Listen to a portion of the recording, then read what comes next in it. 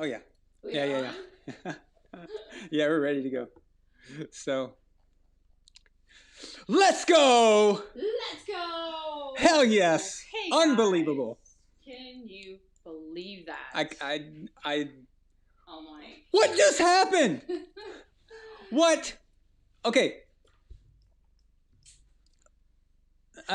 Okay, so throughout the game, I was having different types of aneurysms and shit. Like I was kind of like, I was like, breathe, you know. I've got a headache. I had to pop some like Bulgarian version of Advil. Look at this stuff. It looks like it's from Chernobyl. You know, Chernobyl. All right. I mean, this stuff looks nuclear. Okay, this is from the Eastern Europe, the Iron Curtain. I had a headache so bad I had to take this stuff. Okay. Wow. I mean, the dude has more Super Bowls than any franchise. Than any franchise. Okay? Think about this. Think about this. Think about it. It's ridiculous. Okay? Now, first off, we'll talk about that. We have Tom Brady. Okay? Do you know that everybody who scored for the Buccaneers, other than their kicker, was a guy that Tom Brady brought to the Buccaneers? So Tom Brady says, hey, I'm going to come down to Tampa. And he calls up, he says, Gronk, you got to come with me. Yeah. Oh, Leonard Fournette got released by the Jaguars. Leonard, come on over, please. Oh, Antonio Brown is now past all of his legal crap and he's no longer suspended. Hey, AB, can you come over to Tampa Bay? And those three are the guys with touchdowns tonight.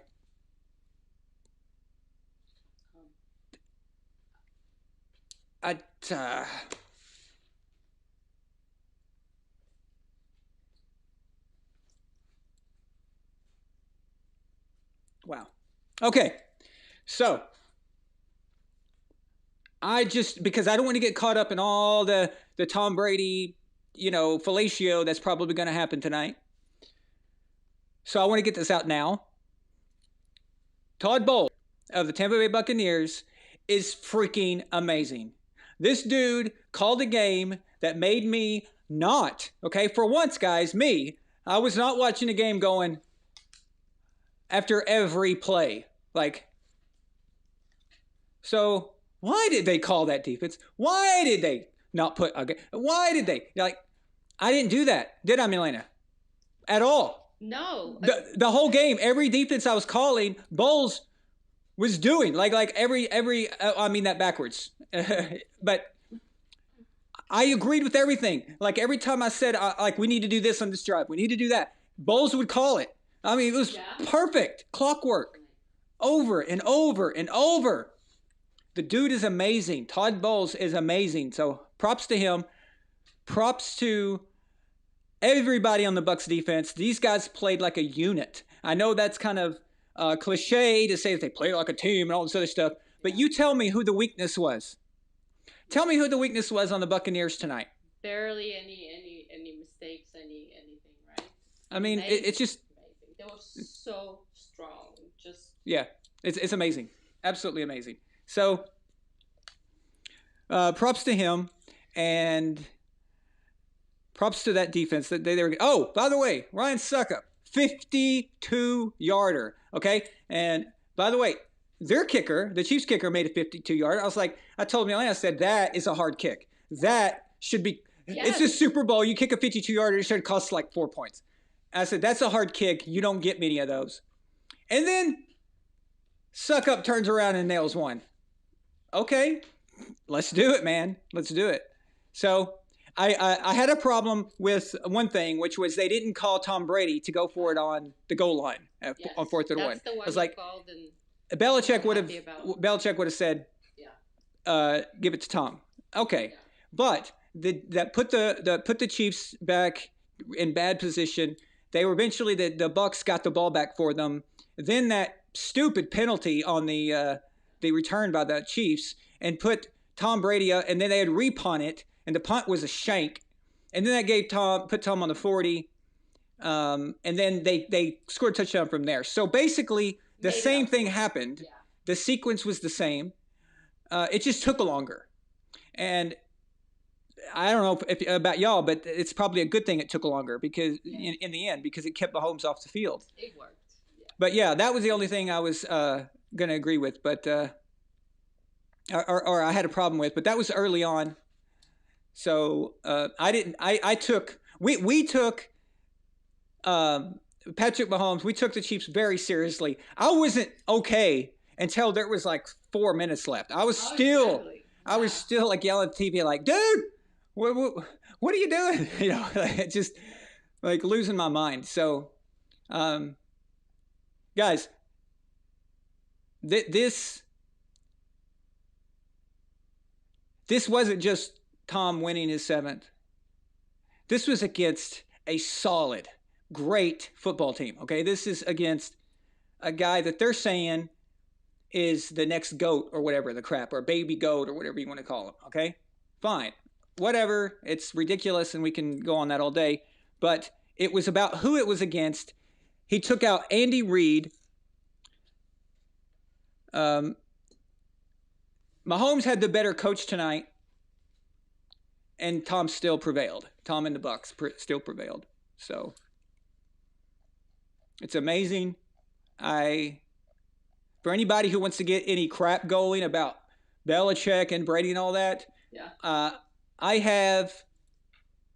Well, it's not definite, but I have someone I trust said that they had heard that someone who works for the NFL, but they had heard that Bill had a rumor that Bill and Tom did talk after the NFC Championship game. Take that what you will, but you've got that. You've got Robert Kraft flying down people from Boston to the Super Bowl to see Tom and Gronk. No, this is a father-son thing. This is Belichick watching his kids. Okay, he watched his kids win a 7th Super Bowl just now, or he watched Tom win a 7th. He watched Gronk win a 4th. Okay, but we don't need to do any of that. So that's just ridiculous. So. Hey, we have some super chats. Oh, awesome. Yeah. Addie. $5 super chat from Addie says, what in the hell was that game? I was expecting a game, not a Jeffrey Dahmer challenge. So you think they ate them. Nice. Okay. How y'all going to take them out behind the shed like that? Well, this guy and with the influence he had on everybody. Dude, you take the Tampa Bay Buccaneers, who can't make the playoffs, haven't been in the playoffs in over a decade, and you add Tom Brady. And then Tom Brady adds those other things, inspires people, makes them... You heard the speech by the owner. The owner said it. Glazier. I don't know what his first name is. I think it's Glazier. Yeah. But he said, you know, his dad had a saying, it's always about, if you want to know where you're going, get somebody who's been there. And he said Tom Brady. And that's because it's not just quarterbacking that Tom has an influence on. Tonight's game, the play calling, the decisions, everything that was going on felt very Patriots-like to me. At halftime, me and a couple of guys tried to talk real fast, just get out our energy. And me and Shaq, we were like, that first half looked very Patriots-like. Yes. Very methodical, smart, very impressive. So it's ridiculous. Thank you, Addie, so much. Let's see.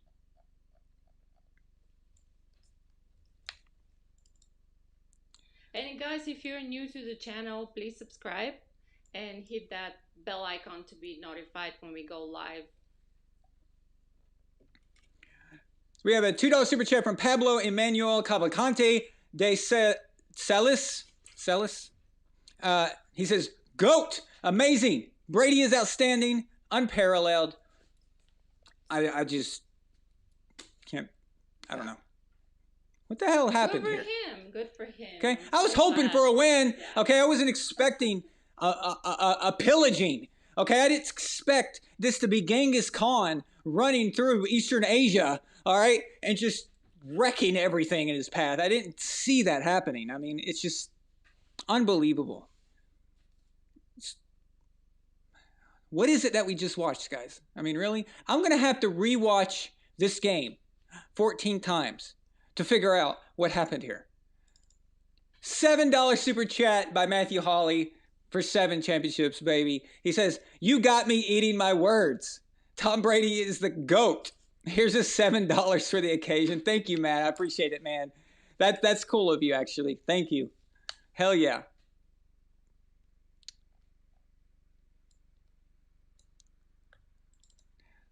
Lord Varsh sends a 5-pound super chat all the way from England. He says, Todd Bowles and that Bucs defense need a lot of credit. What a season. 7 now for Tom. Going to be plenty of Bill hate tonight, I'm sure. Bill the GM, maybe. Yeah, probably. But I'll tell you what. That Bucs defense just held Patrick Mahomes to 9 points. 9. Melina, I thought it was easy to repeat as Super Bowl champions. Oh, yeah. It's like a given. Once you get there, you just go there like I mean, Patriots did. Remember, if Tom Brady can do it, well, Patrick Mahomes is better than Tom Brady, so... Just remember, he's better because at that, age or whatever, at that time of his career, he's better, so he must be even doing better than, I don't know, anyone. Okay. In the sports world. Well... I mean, he's really good, that's for sure. It's just that overhype, that hype that they...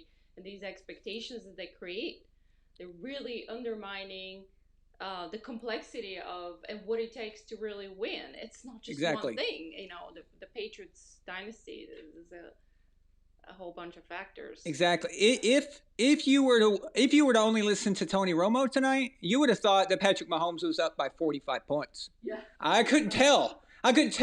So, like, if you were watching it by yourself, you're just listening, and you can't see the TV, or you listen to it on the radio, you probably think the Chiefs are winning at like 35-14. You probably think Patrick Mahomes might have like 10 touchdowns. I mean, it was unbelievable. He was like, what an amazing throw. What an amazing throw. What an amazing throw. And then the next throw was like really poor, and he just, oops, nothing to see here. Give me just a second, guys. I want to get through these real quick, and then I'll answer I'll pick up on your calls. And thank you for calling. I appreciate that. So. Yeah, members can call in, right? Yep. Prodigy ADED sends a $5 super chat. He says, a few weeks ago, I said, imagine how crazy it would be if Tom beat Breeze, Rodgers, and Mahomes. And here we are. And I remember that, Prodigy. I remember you saying that. And absolutely, hell yes. Thank you so much. Yes. Justin Chedlet, $5 super chat from Justin. Thank you so much, Justin. I appreciate it, man. And thank you for being around. You've been around a long time. Justin is one of my oldest contributors. He's been around a long time. See It Twice sends a $5 super chat. He says, I am a reverse mojo witch. I jinxed 3 teams against the Bucs. I'm not saying I had to be thanked, but I am saying you're welcome. Okay, and just to let you know, guys, See It Twice here. Diehard Brady fan, diehard Patriots fan. He picked the Chiefs. He picked the Packers. And he picked the Saints. I don't know what's going on with you. Have some faith. But like he said, he may have jinxed them. Yeah. Justin sends another $5 super chat. That's $10. He says, this was the victory that Brady needed to silence his detractors, all of them, forever. Also, Mahomes is awesome, but not in the GOAT discussion yet. Okay. It's correct. That's correct. There will always be idiots who have a problem. Like I'm looking right now at some moron who says F Tom Brady. Okay. Well, that's Tom Brady though. At least you're effing someone who's got 7 rings. All right. Yeah, exactly. Now, if you're a Kansas City fan, I don't know if there's any on right now. If you're a Kansas City fan, there's a thing called the Super Bowl hangover where you lose. If you lose the Super Bowl and you can't come back the next year, yeah, the Chiefs are not going to experience that. Okay? Next year, Kansas City is going to be 14-2 again, 13-3. They're going to be a pain in everyone's asses, including mine, because the Patriots will be in the AFC, of course, trying to make something happen this next year. So if you're a Chiefs fan, yeah, that was a brutal loss, but you didn't lose to some upstart loser. I mean, you lost to the GOAT. So Yep. there you go. But this Chiefs team ain't going anywhere for a long time. They're going to be around a long time. So. Are they still going to be saying Tom is one of the best? Okay, I know you said that Mahomes said that. Okay. Because, I mean, people say Patrick Mahomes is not arrogant, and I agree with that. And I know he wouldn't say, I'm playing with the best, probably. That's what you pointed out, because that would not be very good for his team. But he did say that he's playing with one of the best, if not maybe the best. Okay, you know? but when you're a current player and you're about to go up against another guy, you can't say that he's the GOAT. So, like, if I was a quarterback of the Chiefs, right, and I'm about to play Tom Brady, and someone asks me, about Tom Brady, if I say, oh, yeah, Tom Brady's the GOAT, man, he's the greatest of all time, then your teammates on defense is going to be like, okay. Yeah, but it's a fact, no? So our guy is starstruck, and now we've got to go up against who Patrick thinks is this immortal. All right, I know it sounds dumb. I know it's a fact that Brady's the GOAT, but it's not unusual for current players to not admit that. Yeah. Even Phillip Rivers stayed away from that, but now Phillip admits it. You see, Phillip's retired. Now he says Tom's the GOAT, but Phillip last year wouldn't say that. Yeah, exactly. It's kind of it's a competitive thing, and I can see. Trav Brunette, Trav. Also, I saw that you tried to call. I'll get you in, buddy. I promise. Travis is also a member here. He says, "Let's effing go. Get 7," and he got it. He got 7. So cool. I don't know who you are, official Mandalorian, but that's a very cool logo you have. I like that. I know that's the Mandalorian show, which I haven't seen yet. I need to watch it. But that's a very cool icon. I like that. We have a $5 super chat from Russell Curie. Russell, thank you so much, man. I appreciate it. So, yeah, Javon, I'm a Patriots fan, a Brady fan, of course. So I follow Brady. Last year, I rooted for Jimmy Garoppolo. It just happened to be against the Chiefs again. But Jimmy is a Patriot, so... Yeah, I always root for old Patriots. I remember when Drew Bledsoe left and went to the Dallas Cowboys. I couldn't root for him for Buffalo because he was in the division. But when he went to Dallas, I actually went to see him play. So I always go for our old guys. But Tom is my favorite player of all time. So yeah, I'm gonna be excited about that one. So.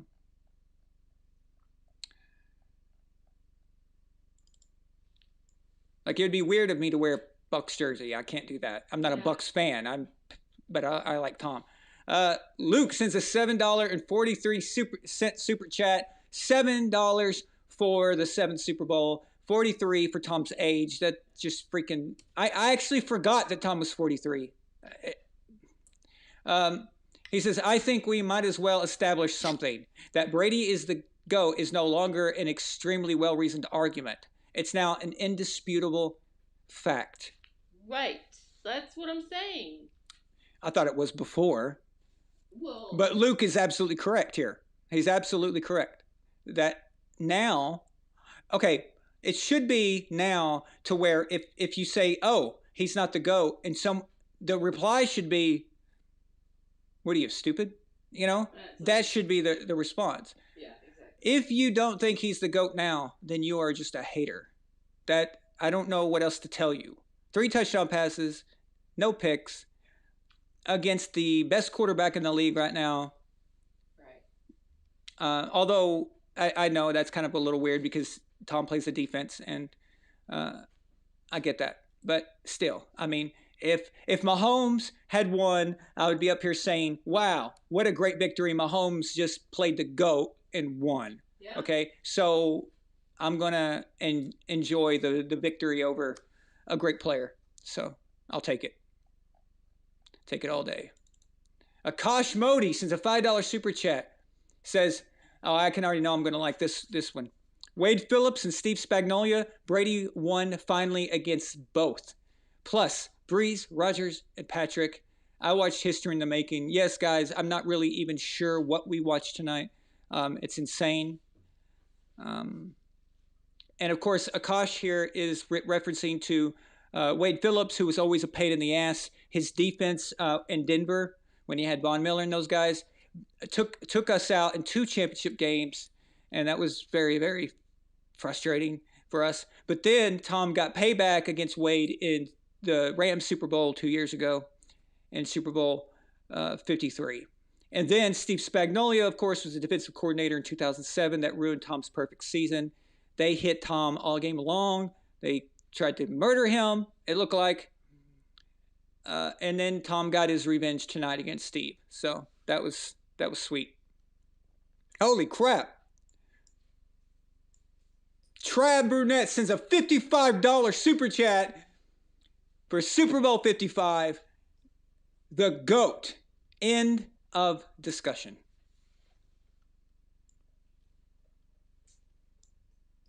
Trav, thank you so much, man. $55. You're awesome. You're awesome, dude. Thank you. That's amazing. Yeah. And there were, I think, other super chats that we missed. And we'll get you back on. We'll get you on, I promise. See it twice with the $5 super chat. Says, shout out to Nick Wright, whose nose shrank 3 sizes tonight. Guard your Christmas gifts, children. Yep.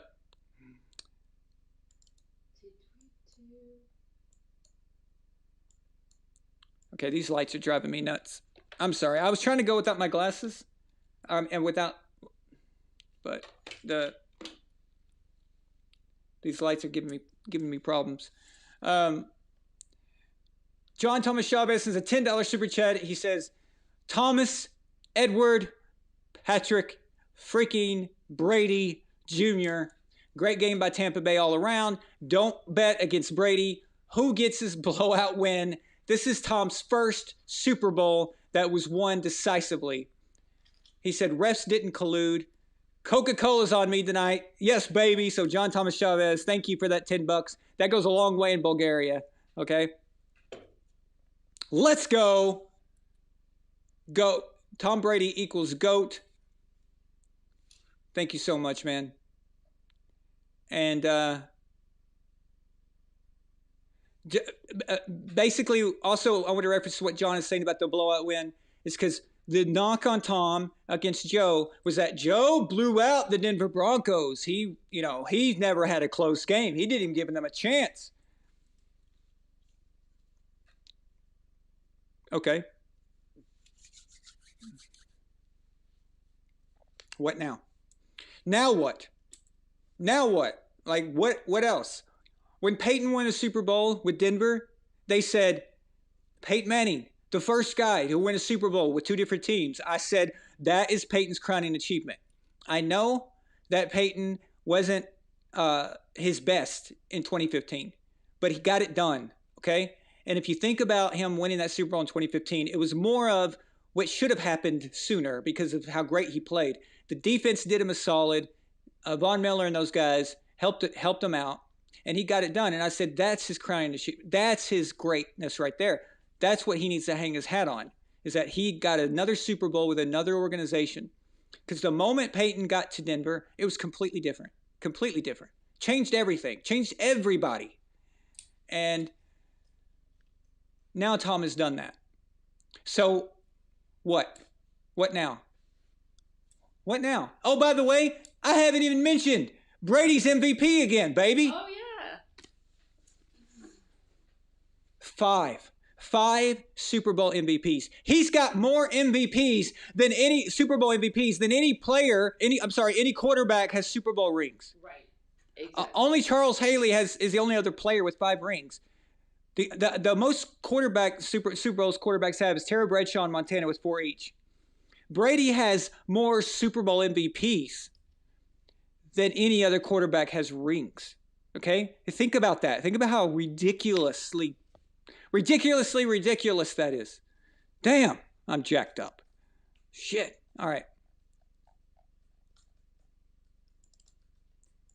I'm really trying not to just really go off on some people because this is feels so good. Justin, again, another super chat. This dude's up to $20. He says, I'm really looking forward to Skip rubbing it into Shannon's face on Undisputed and Chris Broussard punishing Rob Parker for the next year. It'll be amazing. Oh, I'm sure they'll have excuses and all this stuff. Actually, I'll tell you what's going to happen. Tomorrow, Shannon is going to completely submit. Yeah. Shannon is going to say, dude, Tom is the GOAT. Okay? He's already said it a few years ago, but he'll do it again. Shannon will not hate Brady tomorrow. I promise you. Book it. Rob Parker? He's still alive? Yeah. I can't believe that guy's still employed. It will be very entertaining to see all of them. Actually, it will be very interesting. Exactly. I can't wait. Hey guys, we got 200 people watching. Can you guys get that likes up to 100? That would be freaking amazing if you could do that for us and help out the algorithm. If you're new here, please, I hope you subscribe and say something in chat. If I see it, I'll try to give you a shout out. I love new people here. I don't care what team you root for.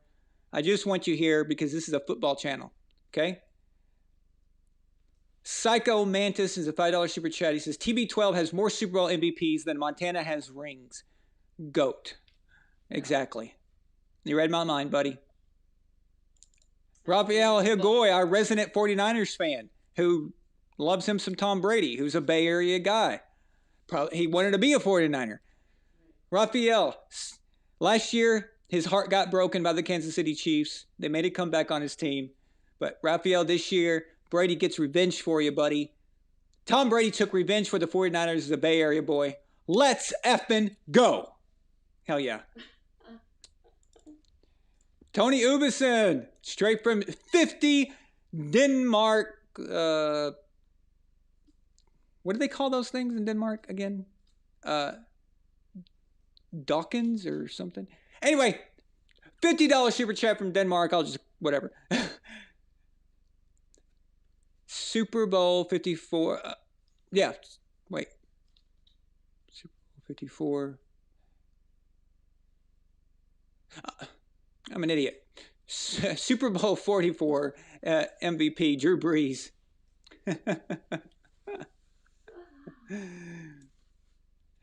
Super Bowl 45 MVP, Aaron Rodgers.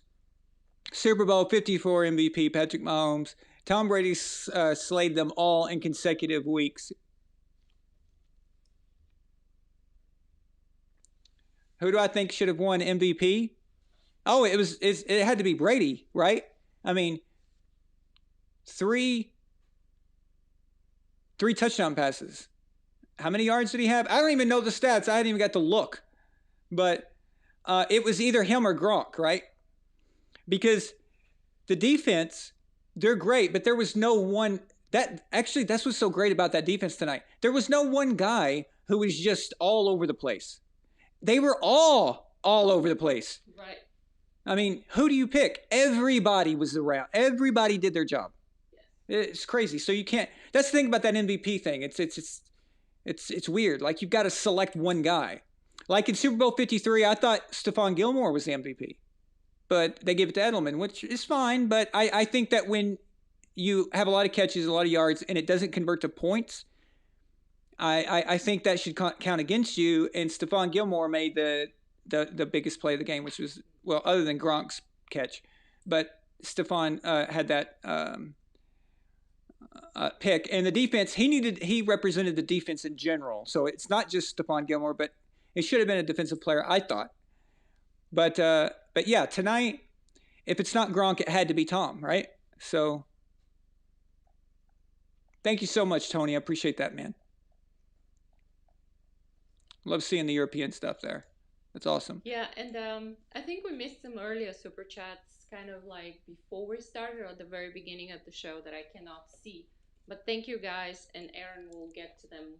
It won't let me go back. Yeah, it won't let us go back to them right now, but you might be able to on your end.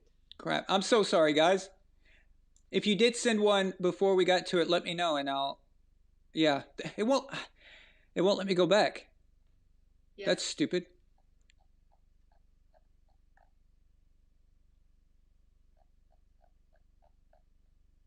Okay, It let me. only shows part of the chat, so we can go back because people are typing fast, and we kind of missed them at the beginning.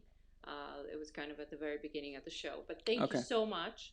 We Yeah. really appreciate it, and we'll be able to see it afterwards.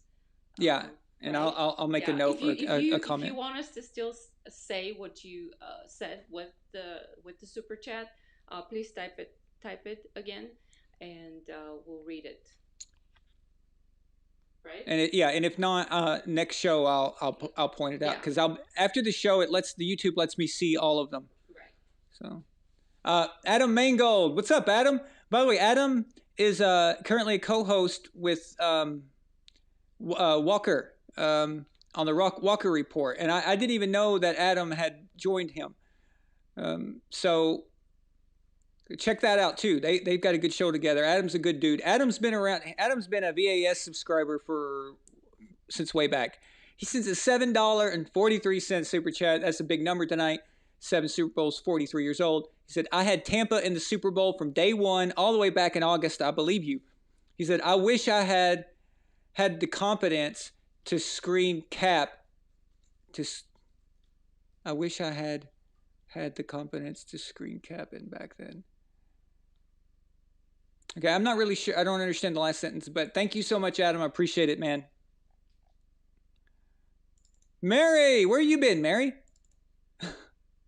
We haven't seen Mary Lane in a long time. I know. You've been. Where you been? 7 for 7 rings, she says below. Yeah. Mary sends a $7 super chat. 7 for 7, baby. Thank you so much, Mary. I appreciate it. You know, we still haven't had the first girl call the show. Like, still haven't had that yet. No female has never called the show before. We have female fans, but they've never called. Yeah. Blake Hall, what's up, Blake? Nice, man. I'm not sure I've seen you here before. Did you? Or if you have been, maybe you have a new icon. But welcome. If you're new here, welcome. Thank you so much. He says a $5 super chat. He says, I live in Kansas City. The O-line and Breland can ride the train back to KC. Not welcomed on the plane. They got beat. They got beat bad, man. They got beat bad. But thank you. You're a Chiefs fan and you're sending us a $5 super chat. That's pretty awesome. Yeah. Props to you. I don't know if I could do that. That you're stand-up guy. Damn.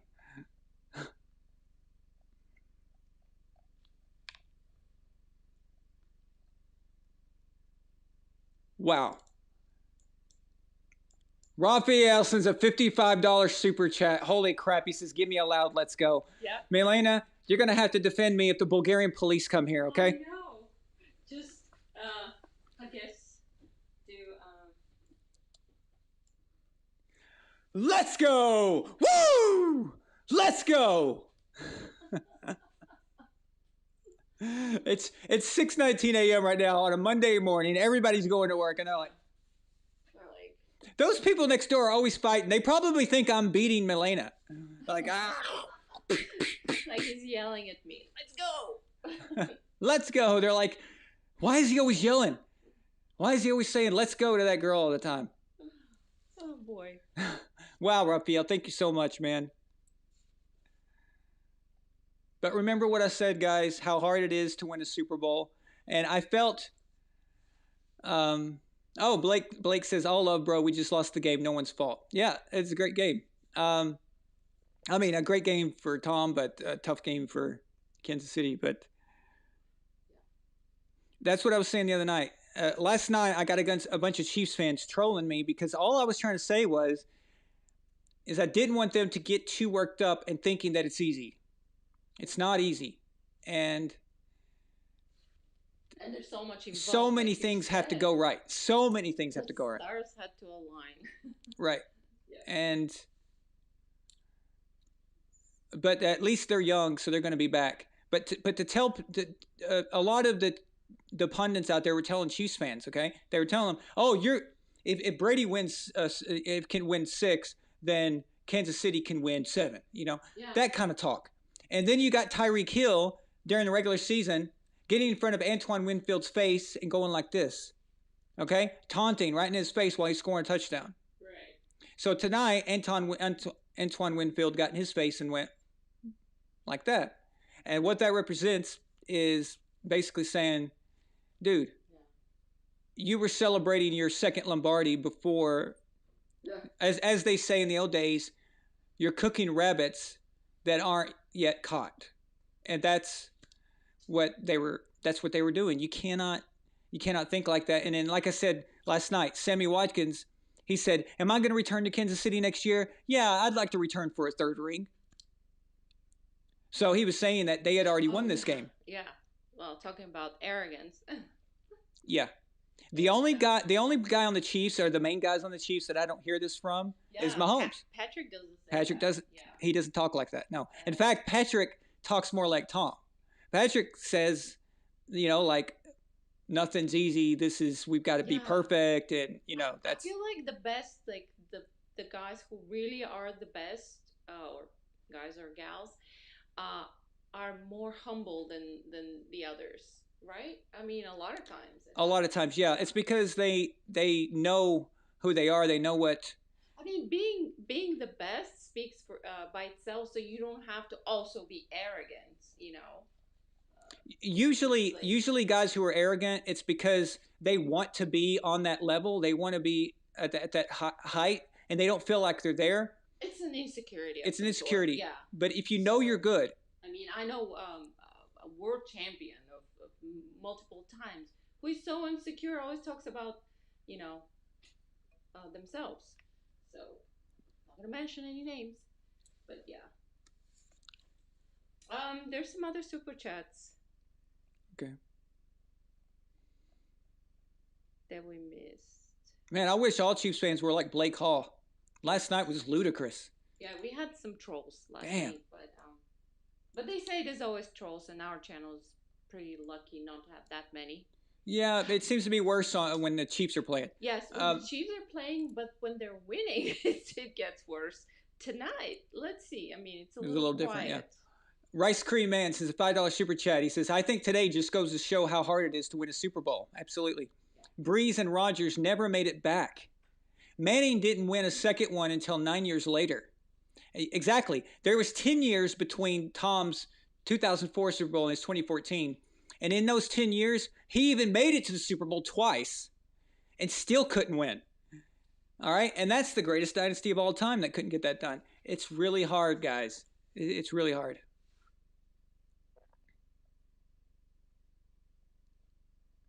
And I do think that next season, the Chiefs, the fan base in general, I think they're going to appreciate every win now. Step, every achievement. Yeah, every achievement now. They're just going to let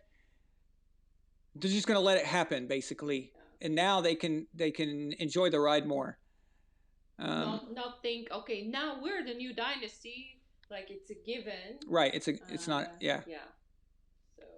I mean, they can still be a dynasty if they win next year, and then to win a year after that. So they would have to go to 4 straight, and they'd have to win the next 2. They could still do it, but it's going to be much more difficult now.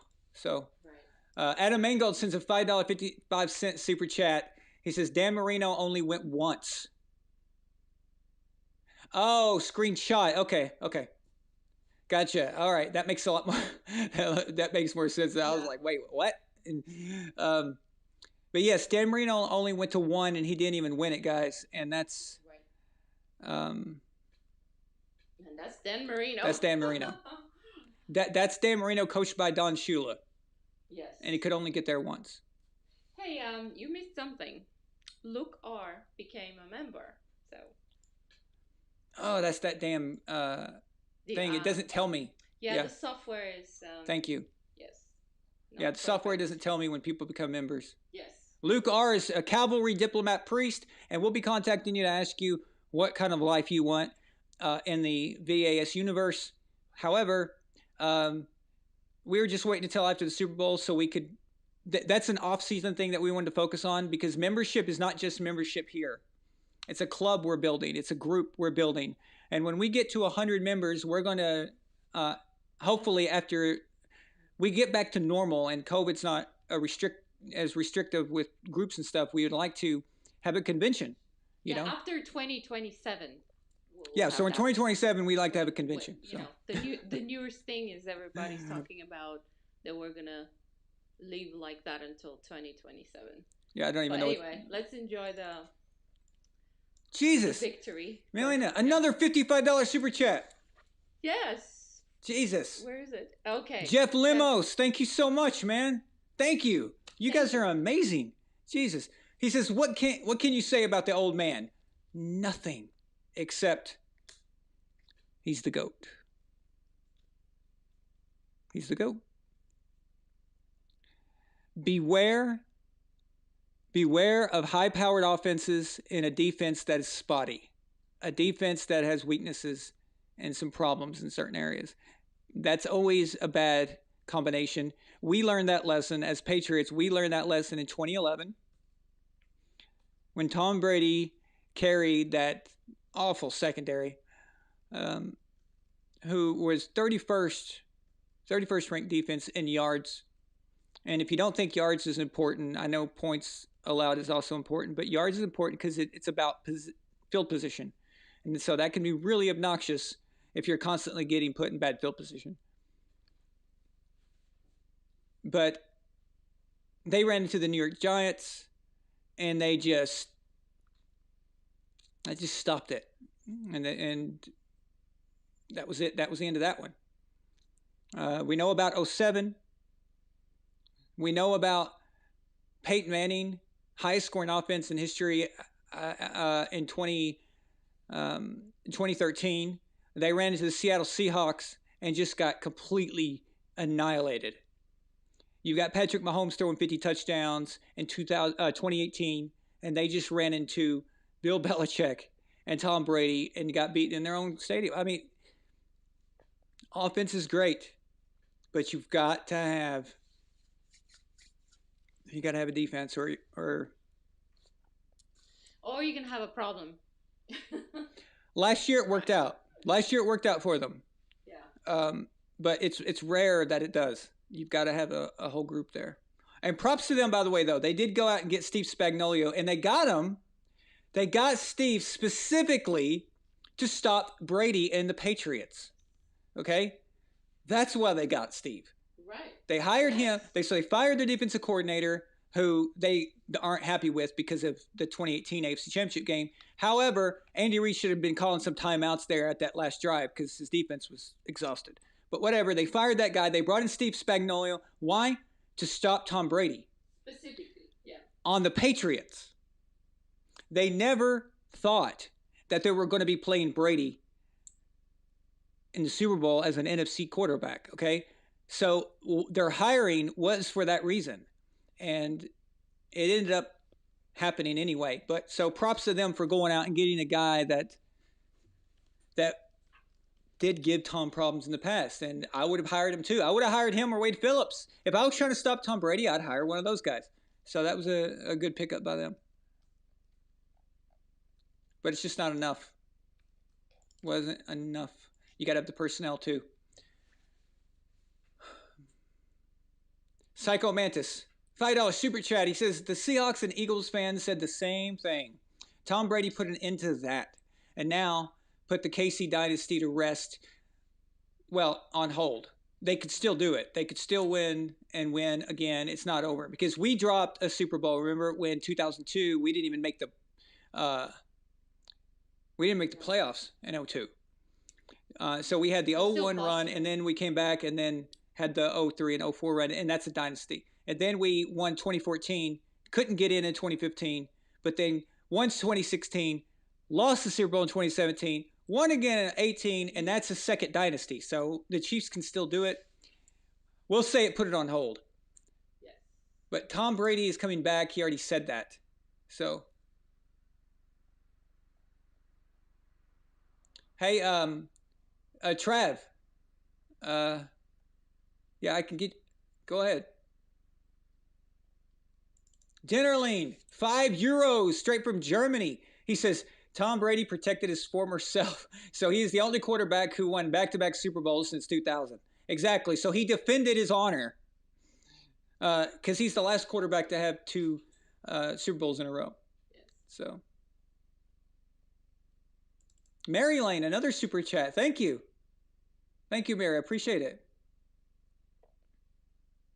She says Brady first quarterback to win a home game at a Super Bowl. Another record. There's too many. I didn't even mention that. So we all know it's in Tampa Bay in the home stadium, but no team had ever played a Super Bowl in their home stadium. The Vikings came close recently, but they got destroyed by the Eagles. But it's a very it's very hard for that to work because you've got one venue and you've got 16 teams from each side trying to get there. It's just not, the probability is not there for you. And not only do they go, they win. It's just amazing. Then we have a new member. Really, who? Patrick. Bitcoin motorist. Hell yeah, man. Thank you. Welcome, Patrick. Patrick was one of the guys that met up with us in New England last year. Yes. Actually, holy crap, that was 2 years ago. That was 2019. Yeah. Wow, where's the time? Adam says another $7 super chases. Tom Brady, you're a Tom Brady, you're a heartbreaker, dream maker, love taker. Don't you mess around with me. You're a heartbreaker, dream maker, love taker. Hell yeah. Absolutely. I love Susan Atkins. I did not see Giselle there when they showed the family, but yeah, maybe the kids were there. Maybe she was like going crazy, like off somewhere. So celebrating. Dave asked, when Brady goes to Foxborough next year, what will those tickets go for? It's going to be the most watched regular season game in history. It will defeat a lot of playoff games, like wild card and some divisional games. I'm not going to say it's going to beat like championship games or Super Bowls. That's a little too ridiculous, but it will be the highest rated regular season game of all time. Book it. Donnie. Hey, Donnie. Wow. Amazing, huh? You guys. Tom Brady.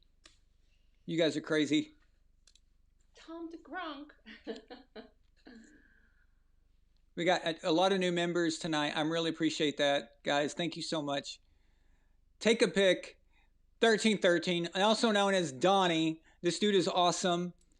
This guy gave me his Patriots helmet that him and his brother played with in the 1970s when they were children.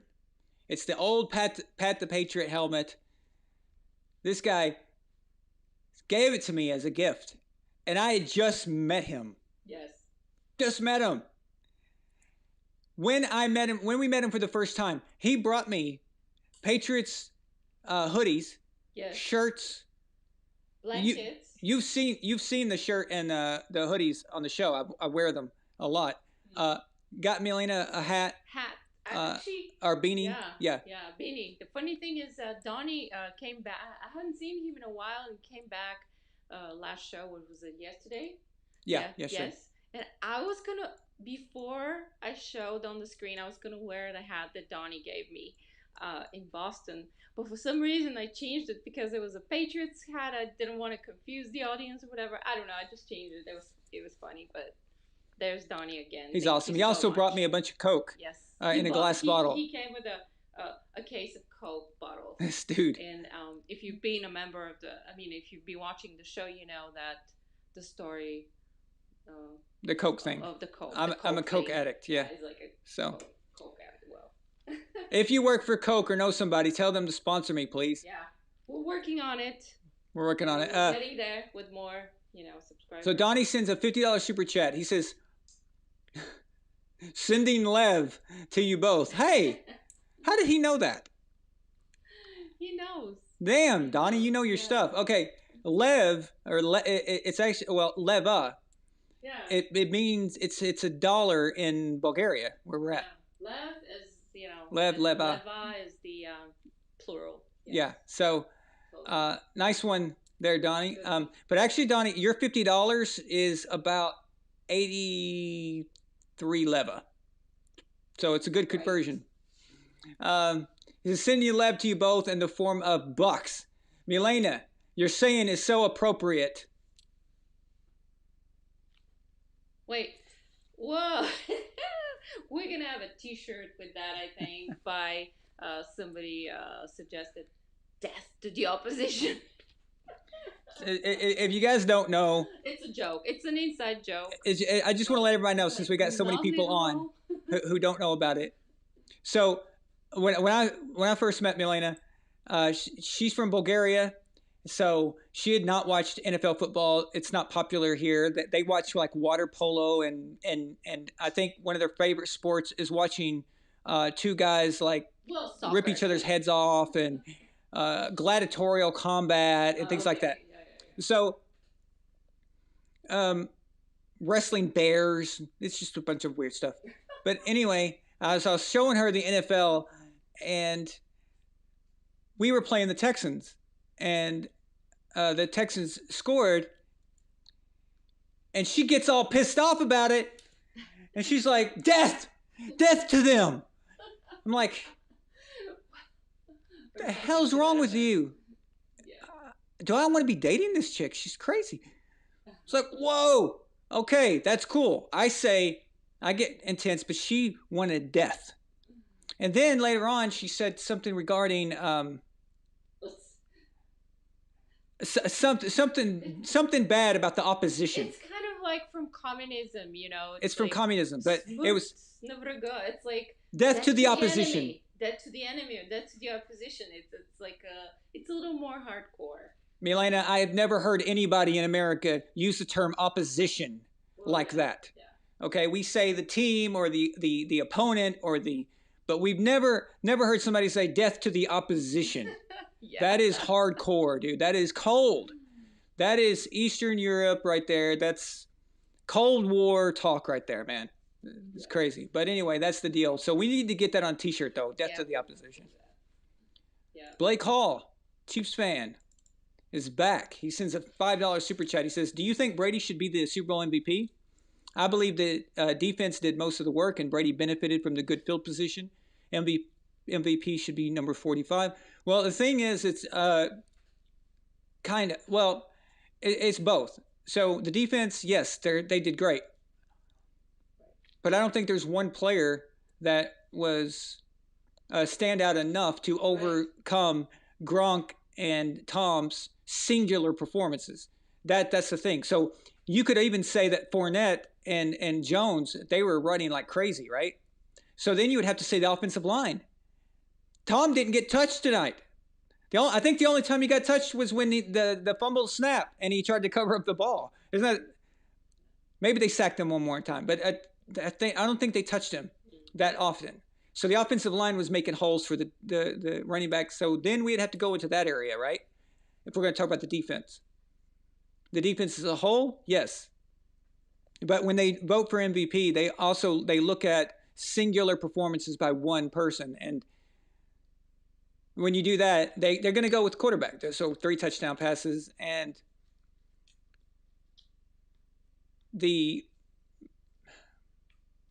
I'm just I mean, I completely agree. The defense was lights out, amazing. And that ended up being the thing. But Tom and the offense scoring more points causes the Chiefs to change their game plan. So now the Chiefs are throwing wild passes all over the place and kind of desperate because of that. So it's a give and take, actually, kind of thing. But I wouldn't have been upset if they had given it to Devin. I would have been like, okay, cool, give it to somebody. I mean, it wouldn't have bothered me. But yeah, but Tom is very deserving.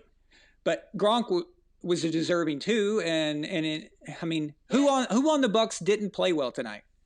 Really? Yeah. I mean, it's not like they won with some field goals and stuff. So yeah, even their kicker though nailed a 52-yarder. That's badass, right?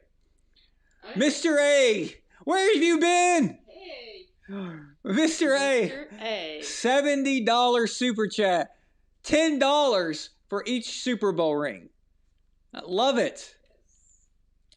He says, guys, I will be back soon. I have been very busy. But tonight, we saw Patrick Mahomes get on his knees and hand the trophy back over to Tom Brady where it belongs and will stay. Plus, Tom Brady passes Michael Jordan tonight. 7 championships. Thank you so much, Mr. A. I appreciate it, man. I know you got a lot going on and a lot of Mr. A has a lot of employees and it's a lot very complicated with COVID and things like that. But this dude is amazing. He's a part of our Legion. And being a great supporter and a friend. Great friend, great guy, great supporter. We became friends through the channel. Through the channel, that's right. Many of you guys. In fact, we didn't know who he was for a while. Like he was a mystery, you know? Amazing, yeah. But, and Mr. A, well, recently, YouTube would create that, you know? Just last month, his grandmother and mom died in the same month, 2 weeks apart. So. And they were on the show before. Yeah. We've seen them even. Thanksgiving. It was our Thanksgiving episode from last year or the year before. Actually, time's getting away from me. I can't even remember. So. Yeah.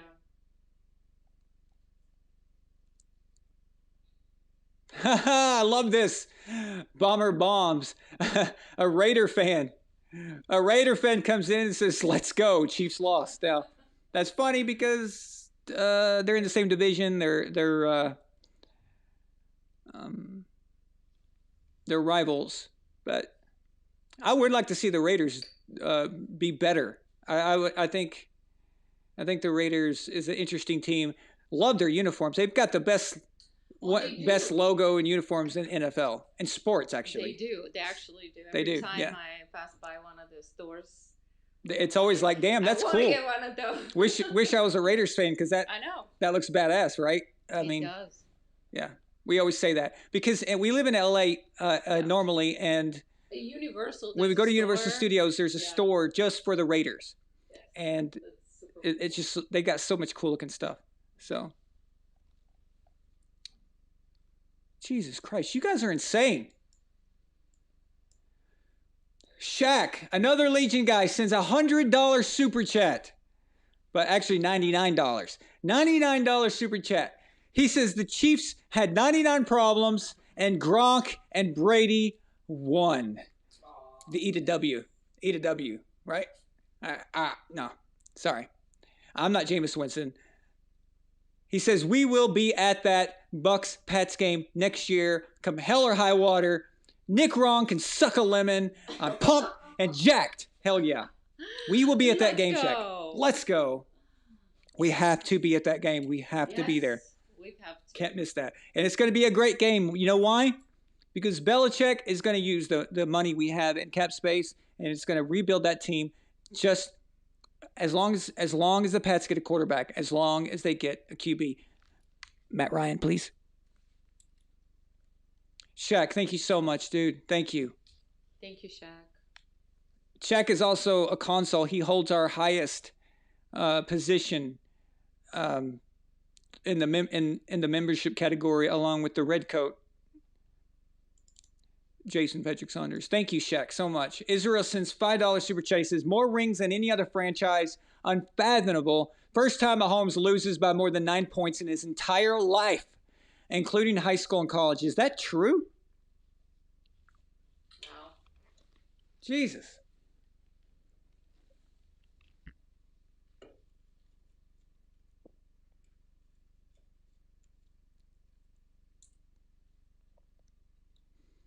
If that's the case, that's incredible.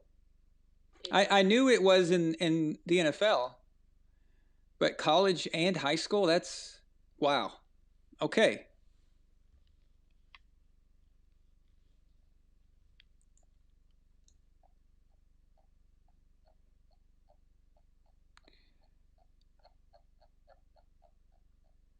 Milena, are you guys taking care of the Yeah.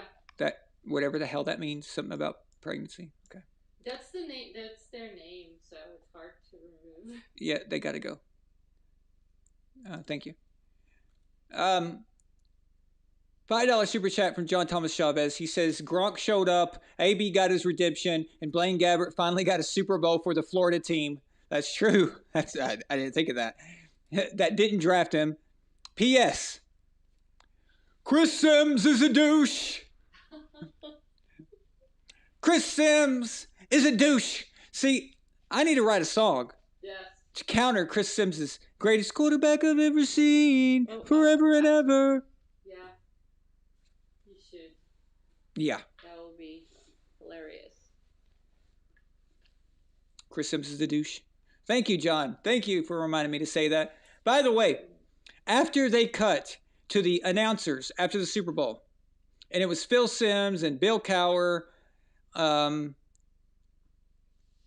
Esiason, and I can't remember the other two, but they looked so depressed. Oh, yeah. They looked depressed. They were just like, and then they cut to Phil Simms, and Phil Simms was like, it could have been a better Super Bowl. I don't know what they're thinking. They're soft and blah, blah, blah. It's like, God, spoken just like the father of Chris Sims, as I would expect. I mean, like father, like son, forever a douche. So that was interesting. But they were depressed, dude. It's like, damn. I mean, they act like it's the end of the world. They act like the Chiefs is over. They have a very young team. They're going to be back again. Donnie sends a $10 super chat on top of everything he's already sent. He says, this just in. Thank you, Donnie. What? What does he say? Huh? No, you read it.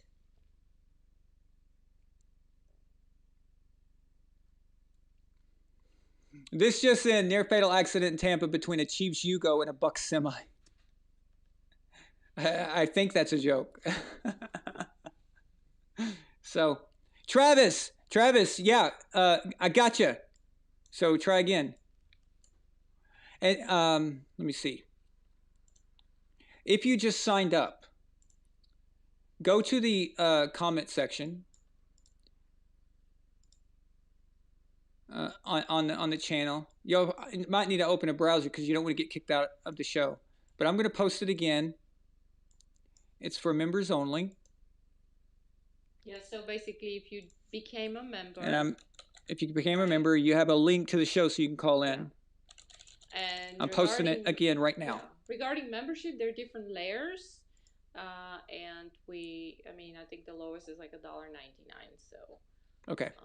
So yeah, I just posted it there. So you can take a look at those as well.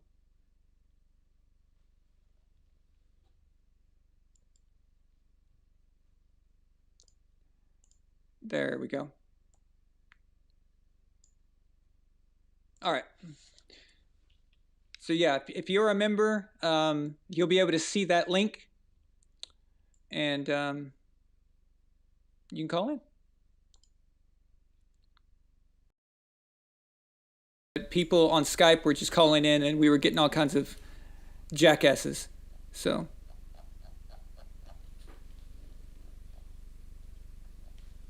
No, you eat shit.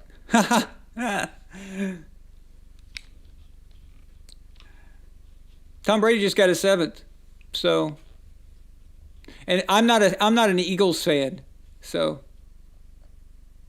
Yeah. Exactly. Only Eagles fans do that. Apparently. They did. An Eagles fan actually ate horse crap. Oh. Yes. Oh, okay. That is true. It's absolutely true. Unfortunately, I watched it. Don't know why. Yeah.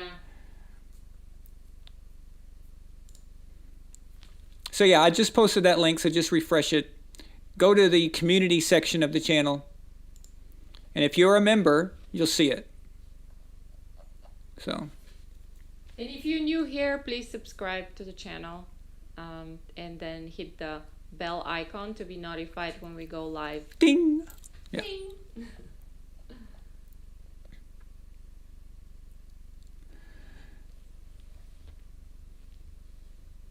See it twice says it's Texas Tech where Mahomes started. They lost plenty of games by 10 or more.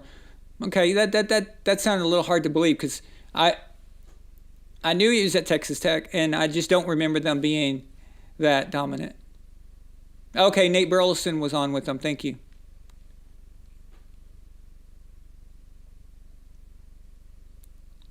Yeah, everybody was losing their minds about the flags and stuff. Let me tell you something. That pass interference on Mike Evans, that was a phenomenal job, heads-up play by Mike Evans. Yes. He felt contact because the guy fell and tried to trip him, or right, to stop him. He felt the contact. He saw the ball and knew he wasn't going to get there. So he thought, I'll just fall down. Yeah. That's like if you're in the NBA, that was a flop to get the call. That's what that was. Good acting. Good acting. Yeah. Very good acting. Well played. Yeah. Very good acting. Mr. A sends a $9 super chat. He says this $9 is for the Kansas City Chiefs who didn't even score a touchdown. The only person to do that to them was Bill Belichick in the first half. Yep, true. That's true. Oh, another thing. Tonight, did I already say this? I don't even know if I've said it already. Yeah, because some things you told me before the show. Because I can't remember what I said to you and the other guys before the show. Yeah. But Tom Brady, it's the first time he's ever scored in the first quarter. Oh, yeah. So. Yeah. Justin sends a $5 super chat. He says, also, if you haven't watched the Brady Hate Saga, watch it. Thank you so much, Justin. Appreciate it. Yes, and a new episode is coming up. We have a 49ers fan here named Kevin. Welcome. Hello. We have Scott Nichols, Seth Rollins, WWE Royal Rumble 2020. Okay. What an interesting name. Welcome. Thren, welcome. Iceman. Iceman is a dickhead. Okay. Huh? I'm a fag. Wow. Where do you see those? I didn't know that. Where do you see those? Milena, are you aware of that? Who said that? By the way, how can I be a white version of Michael Jackson? Did you have seen Michael Jackson before, right? But anyway, thanks for the compliment. I love being referred to the king of pop. So. You know, only stupid and not good-looking people speak like that. So, something to think about. It's usually Yeah. It's usually the case.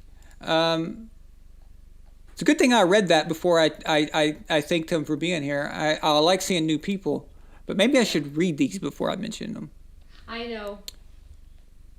It's hard to tell because I know your butt hurt that Tom won. Okay, I get it. It must hurt.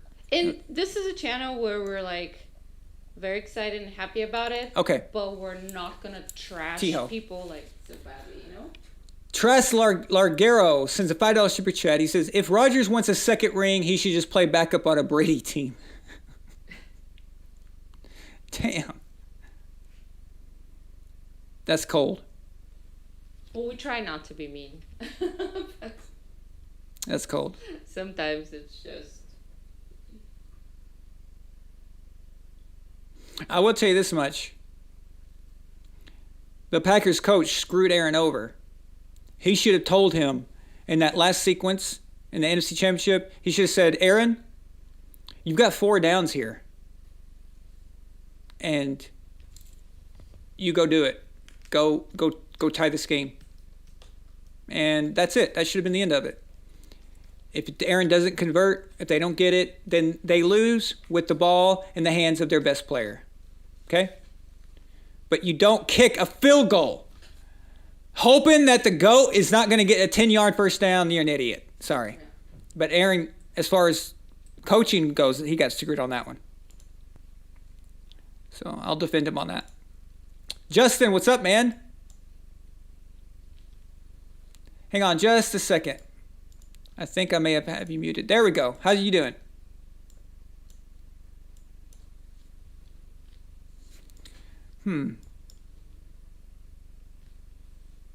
You muted yourself, Justin.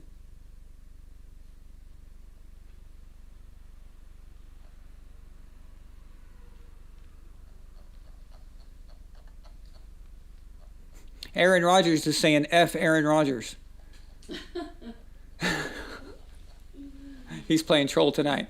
Okay, it looks like Justin's going to try to call back. And Trav, it's open now, buddy. So.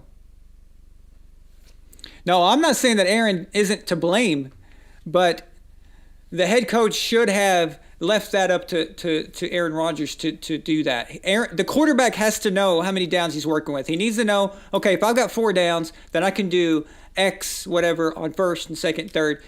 It changes your entire mentality on how that sequence is going to go.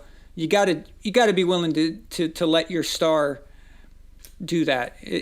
It's kind of like, I mean, these coaches now, they want to be the guy. They want to be the man, the superstar.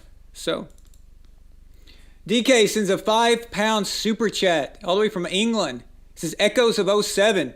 Never seen a quarterback O-line take punishment like that. Bucs defense, absolutely sublime. They are freaking amazing. By the way, is that the doggy coin logo? Oh. Is that the doggy coin? It looks like the doggy coin. Is that the doggy coin logo? I'm serious. It looks like it. It looks like it. It looks like the doggy coin logo with some kind of weird octopus hat on or something. The one that Elon Musk is trying to promote. Yeah. Well, we're just excited because we bought some doggy coin. So. Yeah. It was 4 cents. Like $10 of it. It's $10 worth. Oh, we $10 got, I think, how many did we get? It was a lot. I don't know, but if you have 4 cents coins and then they go up to $1, then it turns into something. Yeah. So. Get doggy coin. But I don't suggest you spend a lot of money on that because. I follow Elon Musk, and whenever fun. Whenever he posts something, I'm like, okay, well, if Elon's doing it, I guess I'll try it out. So let's see what happens. Is it too soon about extending Brady's contract to 5 years and running for 10 rings? Yeah.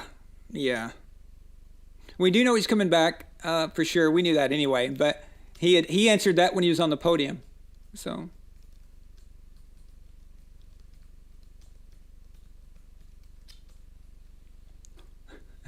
Okay, Raphael, the Aaron Rodgers in the chat is actually that's his real name, and he's actually a Bears fan. He's just being the troll tonight, I guess. Whoops. Oh, there we go. All right. We got you, Justin. Hey, man, thanks for those super chats, dude. You're awesome. Now I can't hear you. Okay. I can hear you. Working, but I can't hear you. Hang on. That sucks. Let me call. All right. Looks like we're still having some complications there. Oh, really? Mary. I love this. Read Mary's comment. Did you see that? Oh, okay. 1 second. Oh yeah, Mary here. Pretty sure Brady came on like at the very end. His own daughter is coaching the team he's on. Yes. Yeah, I think y'all crossed over. Yeah. Elena, if you want to be able to hear the callers, go ahead. Hold on a second. I have to use one of those headsets, but they're off. It's okay. Yeah. All right. Just one second. I'll have to try this another day. What's going on? I don't know what's going on. Okay. All right. Yeah. Here we go. Hold that. And I don't know why that was unplugged. Okay. You should be able to hear it now.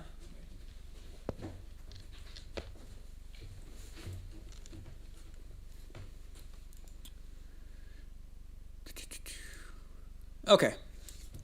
Oh, did we lose Justin again? Yeah. I guess something's going on where he can't hear us.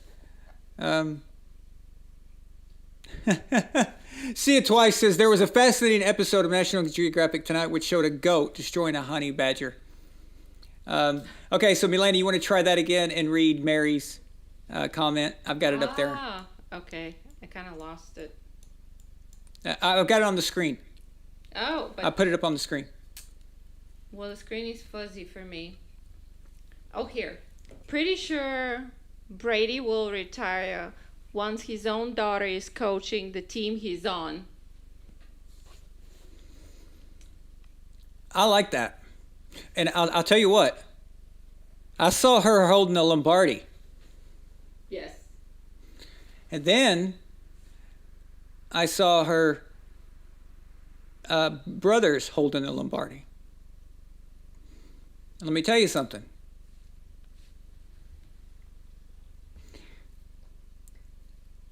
Those could be future Patriots. And I have two nephews. I have one nephew right now named Thomas Brady Allen. Okay? And he's a little over a year old. And I have another nephew coming soon, any moment now, like could be any day now. And he's named after me. So his name is Aaron Leonidas Allen. And we're hoping that those guys, and they've got two half brothers. Maybe we have a future Patriots team there. So we'll see. Maybe that's the future right there. You never know. So I tell you what, I'm going to do everything I can to get those kids to quarterback camps. Hopefully Tom Brady, after he retires, he'll have like a quarterback camp and stuff. We got to get them there. That would be freaking fantastic. Poor kids, their life, they have no idea that I'm on YouTube, like already trying to figure out what their life is going to be like. Anyway, Rafael Higori sends a $2 super chat. He says, but Brady has a stacked team. It's always something, isn't it? It's always something. He goes, how's that for a troll? Huh? He says below there, he says also, how's that for a troll? He says, I'm drunk. So, Raphael, I know it's bittersweet. And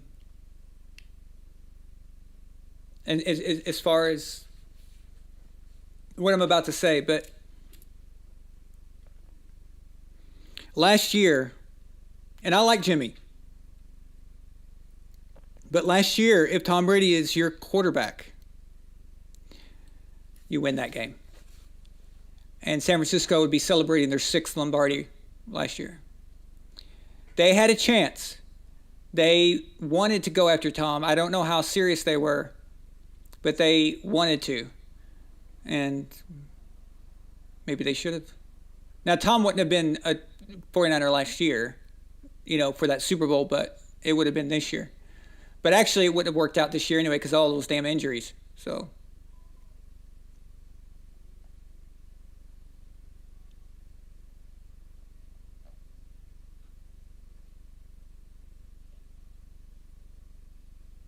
Grady, what the hell? Brady QBR 82, 125.8 passer rating.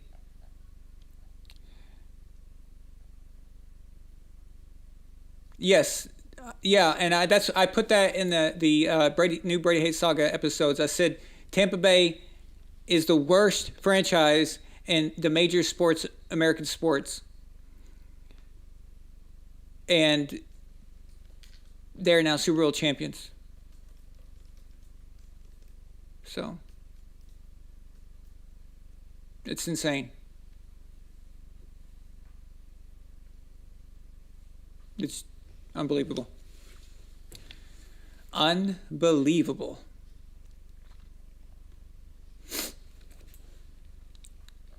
Oh, Jake, thank you. So, a lot of you guys who don't know about this, but we have our own MVP award now. Because we're tired of the regular season MVP award being a touchdown award. So basically, it's a quarterback award. If you're a touchdown, if you throw the most touchdowns, you get it. Okay. They don't consider any kind of analysis on the quality of those touchdowns, quality of the victories, and all that stuff, right?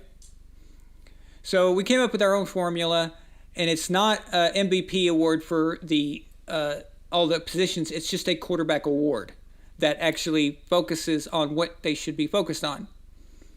I know Aaron Rodgers got the MVP, but our formula said that Josh Allen actually was in the lead at the end of the season. But if their MVP was between Patrick Mahomes and Aaron Rodgers, it should have gone to Patrick, right? But our MVP goes through the playoffs, so it doesn't stop at the regular season. Because what's the point of being MVP in the regular season if you don't get your team very far? You clearly are not MVP, okay? What kind of MVP loses, all right, on the way to the Super Bowl? It's kind of stupid. So you need to get your team there, right? So our award adds on to the playoffs as well. And before this Super Bowl, Patrick was the winner. I thought was going to win. I said that for Tom to win it, because Tom was fourth, he was behind. But I said for Tom to win it, it would take Patrick to have a terrible game, and at the same time, Tom would have to have a phenomenal game and be MVP. That's what it would take for Tom to have a chance at catching up, because Patrick was so far ahead in the regular season department, and he racked up points in the playoffs just as much as Tom did. So I don't know the answer to that question. I don't know if Tom did enough. I have to put the formula in. I have to take all the stats and put them in and see what happens. I don't know if Tom's can win it, but I knew that that's what had to happen.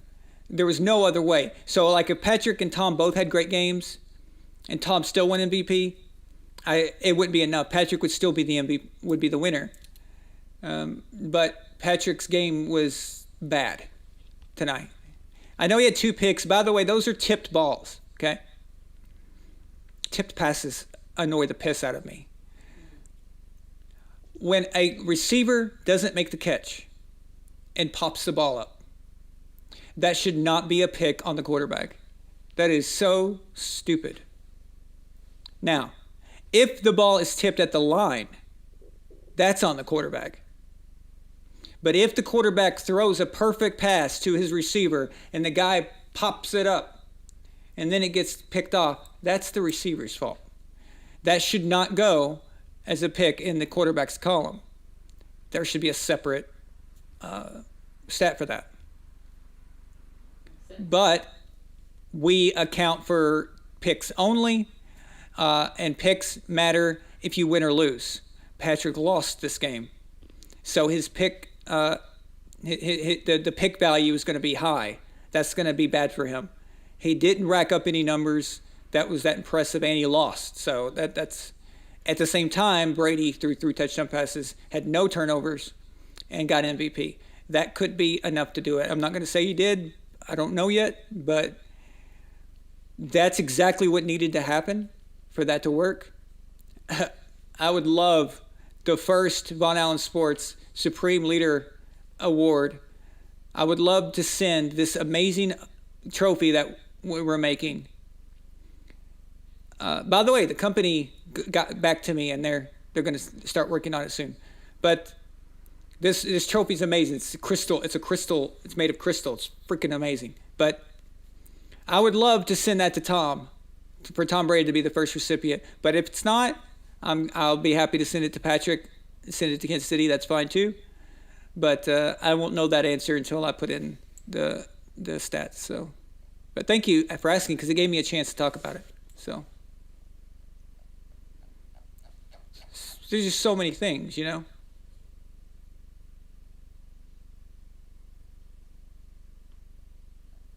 I don't know why everybody kept saying that Tampa Bay, all this time, Tampa Bay's got an embarrassment of riches, Really?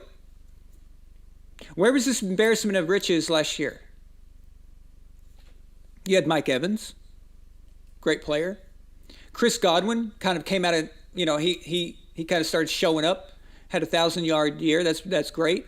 Jameis Winston had the most yards in the league last year. Okay. The defense has a lot of big names. Now, that defense would be a freaking all-star team if all those players were on one team in 2014. But I don't understand how the Bucs, before Brady got there, I don't understand how they were any different roster-wise than a lot of good rosters in the NFL right now. Are the Kansas City Chiefs not an embarrassment of riches? Do they not have how many amazing players on their team? People consider Travis Kelce the best tight end in football, don't they? People consider Patrick Mahomes the best quarterback in football. People think Tyreek Hill is one of the best wide receivers in the league, don't they? People think that Chris Jones is one of the best at what he does. People even love Tyrann Mathieu. Their kicker is really good. And people think that they have one of the best coaches. Why wasn't this considered a embarrassment of riches on that side? And they never said that. They just keep only saying it about Tom. Well, first of all, Tom brought over a Gronk that everyone thought was finished. He hadn't played football in over a year. Can't remember precisely how long he had been out, but he missed all of 2019. Antonio Brown, nobody even knew anything. Like, is he going to be okay? Is he still in playing shape? Like, how's this going to work out? He was a big question mark. Leonard Fournette got dumped by the Jaguars. The Jaguars, guys. The Jacksonville Jaguars didn't want Leonard Fournette. Good. These guys came to Tampa Bay because of Tom. Yeah. This overstating is really bizarre, and it just shows you how badly Brady is hated. So, Shaq, what's up, man? Hey, man, what's up? Can you believe this? Can you believe this? What the hell? Unbelievable. Dude, thank you so much for that super chat, by the way. You're awesome. I'm just you should have seen the super chats before you started the stream. There were like 5 of them. You have to look up when the show's over. Yes. Yeah, I'm so sorry, man. That makes me mad that they won't let me go back into it. Actually, Raphael just sent another one. Raphael, guys, we're getting super chats. This is a 49ers fan, okay? You guys are amazing. We already got super chats today from a Chiefs fan, too. Raphael, $10. He says, even my friends who are Raiders fans who have every reason to hate Brady give him respect. They tell me that they can't believe how all these guys came up because of Brady. Exactly, dude. Brady brought the Patriot way to Tampa. And I was just about, and I agree with what Mary just said in the chat. Every Patriots fan won tonight because, look, and people who want to say, oh, Bill Belichick, Bill Belichick is smiling like a Cheshire cat tonight. Looking at the guys the people that he drafted, Brady, Gronk, Antonio Brown, who he gave a shot to, but it didn't work out. Like, everything turned out perfectly, and it was just the right game plan too. And Todd Bowles deserves a lot of credit for that.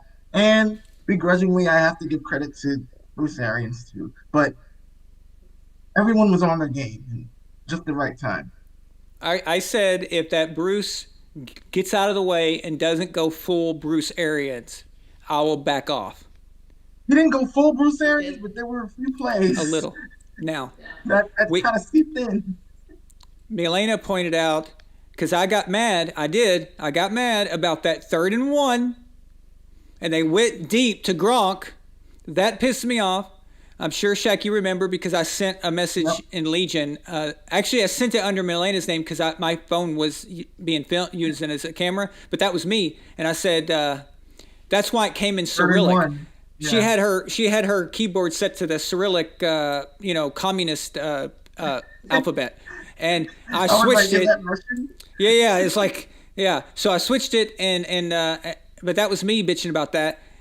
And why did they do that? And then we went back and saw the replay, and Milena had said, well, that was to Gronk. Maybe Tom was trying to get Gronk the MVP. Yes. I think he would have won the MVP if he would have had like a few more catches, because again, the MVP is all about stats, and if you don't have them, then you can't get it. Yeah, that would have done it. That catch, that missed catch. It's yeah, it's amazing. Can't believe it. How much bullshit are they going to make up this week? I mean, yeah, we're still gonna have to defend Brady. We're still gonna have to, because it's never going to end. I was just saying in the chat, there are people on Twitter right now saying that Mahomes outplayed Brady, outplayed him. Yeah, Well, they've got to be kidding, right? no, they're dead serious. I posted it in the chat, I think, earlier. But who's this guy? Oh, this guy named Ian Kenyon. I think he's a writer from Bleacher Report. He says, Mahomes has unquestionably outplayed Tom Brady. But Tom Brady will win. Don't let the history books tell you a different story. Wow. Well, they're also flat earthers, right? People who believe in How could anyone possibly watch that game and think that Mahomes played better than Brady? He got ratioed, which is good. Everybody was telling him, "Are you stupid? Like, what are you talking about?" This guy, you said he's a sports writer? He's a writer for Bleacher Report. Fired. If he worked for Bone Down Sports, you are fired. You are tomorrow. fired. Okay? And not because it's about Brady, just because it's that stupid. If he had said that about another game between two quarterbacks when it was that clear and that obvious, fired. And then he makes another point about no help from the O-line of the offensive guys. He played great given the circumstances. Drops and pressures are on him. But see, if it was the other way around, if it was Brady who had all those things, if it was Brady getting no help from the offensive line of the skill guys, they would not mention that. No. Right? No, of course not. I just have one The question for Mahomes him. unquestionably outplayed Brady. Unquestionably. Yeah, absolutely. And I think I have one question for him. How many touchdowns did Mahomes have? Big fat goose egg. 0.0. How many interceptions did he have? As Tyreek Hill likes to. Follow-up question. Again, I know they were tipped, but hey, whatever. Like Richard Sherman did.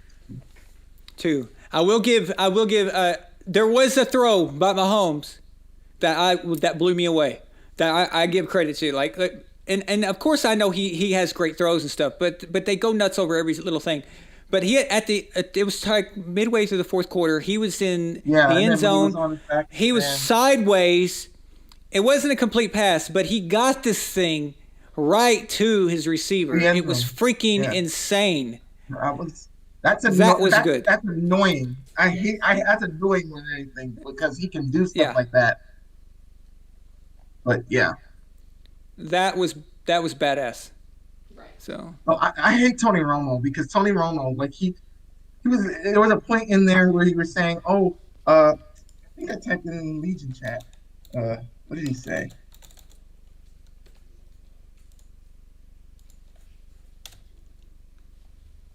I responded.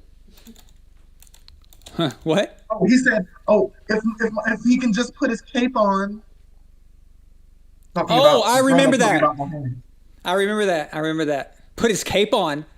I seem to remember last week, right before the end of the half, that Tom thought they were going to kick a field goal, and then they put his cape on, and then Tom threw his cape off. He said, "Oh wait, I'm not done yet." And goes back out there and goes for a touchdown. Yeah, whatever.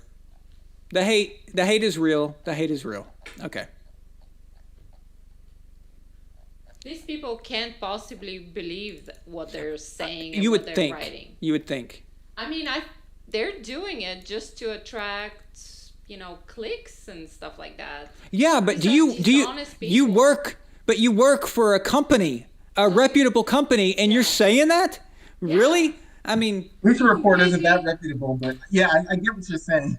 well, I mean, they're known, I guess. I don't know. Yeah. I don't follow them. I don't know how reputable they are, but I mean, okay, Not. they're known. What I mean is they've got a brand name that they need to They're a protect, company. right? It's a brand name. It's a company that you want to protect. You want to be known for good sports analysis, and that's what you come that. And their credibility just went That's what I'm down saying. Their the credibility is completely gone now. Yeah. How can you sound like an expert or anyone, a professional in the industry and say things like that? That's ridiculous. Yeah.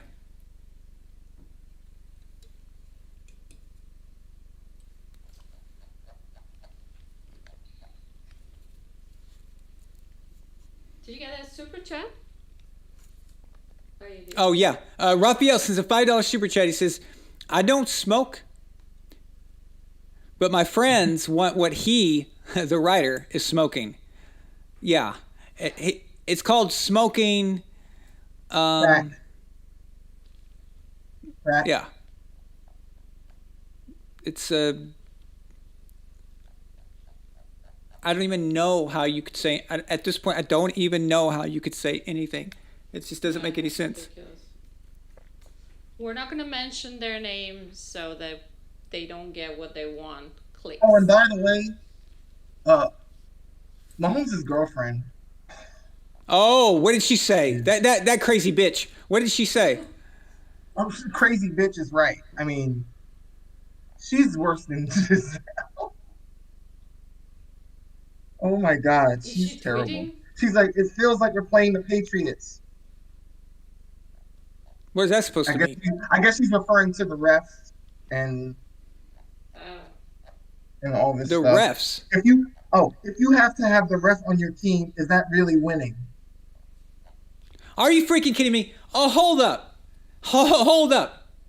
That was the most undisciplined shit I have seen from a team in my since Tampa Bay played the Bears. Okay? Do not come at me about refs. Yes. Dude, oh my God. She can watch the replays. That's when you know a quarterback is truly on the run emotionally. What do we have here? Being challenged to the degree he was. Has more Hey, Jalen, can you turn off or mute your television? Oh, sorry. He's all right. 25 years old. Milena, искам да правя секс. Hey, Shaq. Hey, Shaq. Can you cut I'm at 99 point. Nah, screw that. I'm at 100%. Belichick was never necessary. Is that what you wanted to call What? in for? That's why you. Belichick is the most Is that what- useless is that coach why you I'll get it, ever. man. I'll get it. Belichick was never necessary. Tonight proves Brady could have done it without Belichick, and that the only thing Belichick was I'll hang up doing now. was keeping him from blowing out every single team he played against.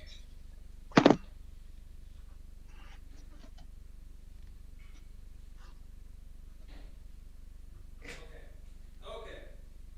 I'll be back. I'm returning. Jalen, I can't hear him. what did you just do? I said the Okay. truth. I've always believed Brady was more important than Belichick. Tonight solidified everything I believe. Every single person said Bruce Arians sucked as a coach, and he just had the biggest blowout of any Super Bowl in 10 tries, because Brady has a bigger sample size for Super Bowls than anyone else. Belichick was unnecessary. In fact, Belichick was a hindrance. He was worse than unnecessary. He is the reason that the games didn't end up being blowouts, and all of them had to be won by 3 points.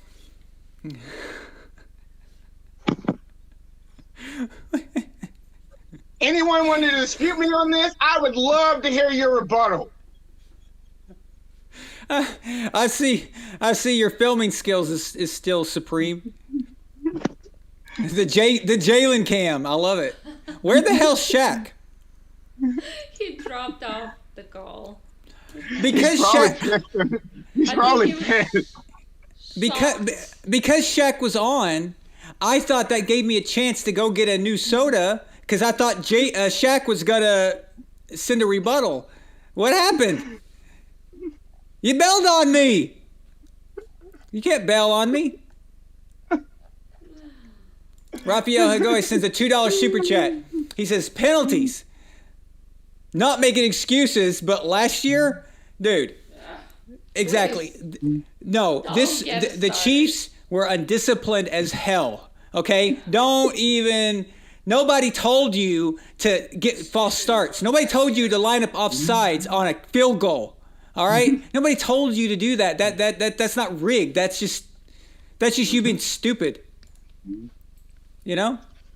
I think they showed a graphic that they had more penalties than like every Super Bowl team before, besides 2 of them. Is Jalen done? Like, okay, Jay.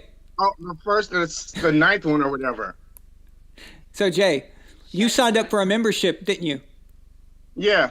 Because that's how you got this link, right? I signed up for a membership just so I could come on here and talk. A good reason. Okay, fair enough. Shaq, did you hear what Jalen said? Would you like to? No, I didn't hear what he said. Respond. Okay, Jalen, say the last thing you just told me. No, I don't want to respond. Okay, we will tell you what this could be fun. So, he signed up. He signed up for a membership to get to say this stuff. So we gotta hear him out. So hey look, we've got, wait. We got we got the NFL is rigged guy. Where? Okay, someone named Derek. I said, so I just want to visit this real quick. This is interesting. It's always rigged when your team doesn't win. Right. Okay? It's always rigged when it's a team that you were, even if it's not your team, but you didn't want someone to win, it's rigged. Yeah. Okay? If you want to talk about rigged, I could have complained all day about penalties and refs in Super Bowl 52 against the Eagles. Okay? I could pick that game apart right now. If you want to turn it on, I could show you the ridiculous calls in that game or the non-calls in that game. But I don't care. It's whatever. I think the only time there was a legit gripe against the call was when the Saints were playing the Vikings and like they had that pass interference that was clearly a pass interference and they never was the called Rams. That one was like a legit one, but everything else you're just whining. Like every other time it's just whining. That's the only time I was like, yeah, that was legit. Okay, I think everybody in America agreed with that.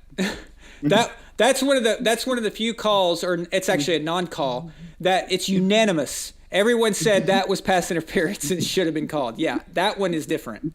So, guess who we have here? We've got Jalen's favorite person. These guys are best friends. I mean, I think that they might actually be distant cousins. Jared, welcome. Hold up. Thank you. So I'm driving home from a Super Bowl party, and I'm listening to Von Allen Sports, and I hear somebody call in to say the most insane thing that I had to pull over on the side of the road to call in. Belichick carried Brady as a 4th-string quarterback. If there's no Belichick, there is no Brady. They knew that Brady if they let exist. Brady go, Brady was going to go somewhere else and have success. They even admitted that from Robert Kraft to every single coach down. Don't give me that Brady bullshit. wasn't gonna make a That's roster. the biggest No, bullshit I've Brady ever heard was in my life. carried They as knew a Brady was Do you know how They many knew times? Brady do you was know the how many leader times from the time they Belichick? got him. Do you know how many times Belichick keeps Brady somebody on his stayed roster Belichick's as a 4th-string career. quarterback? Belichick would have been Belichick fired and would have didn't have never, quarterbacks ever on coached most again. rosters. Luck me, Red Naga. The reason why Brady was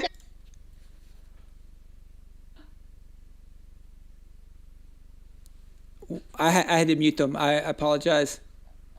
I can't even hear them now. So, I will unmute One If by you guys one. talk one at a time. And Jalen, you don't have to yell. We hear you. Okay, so I'm going to unmute.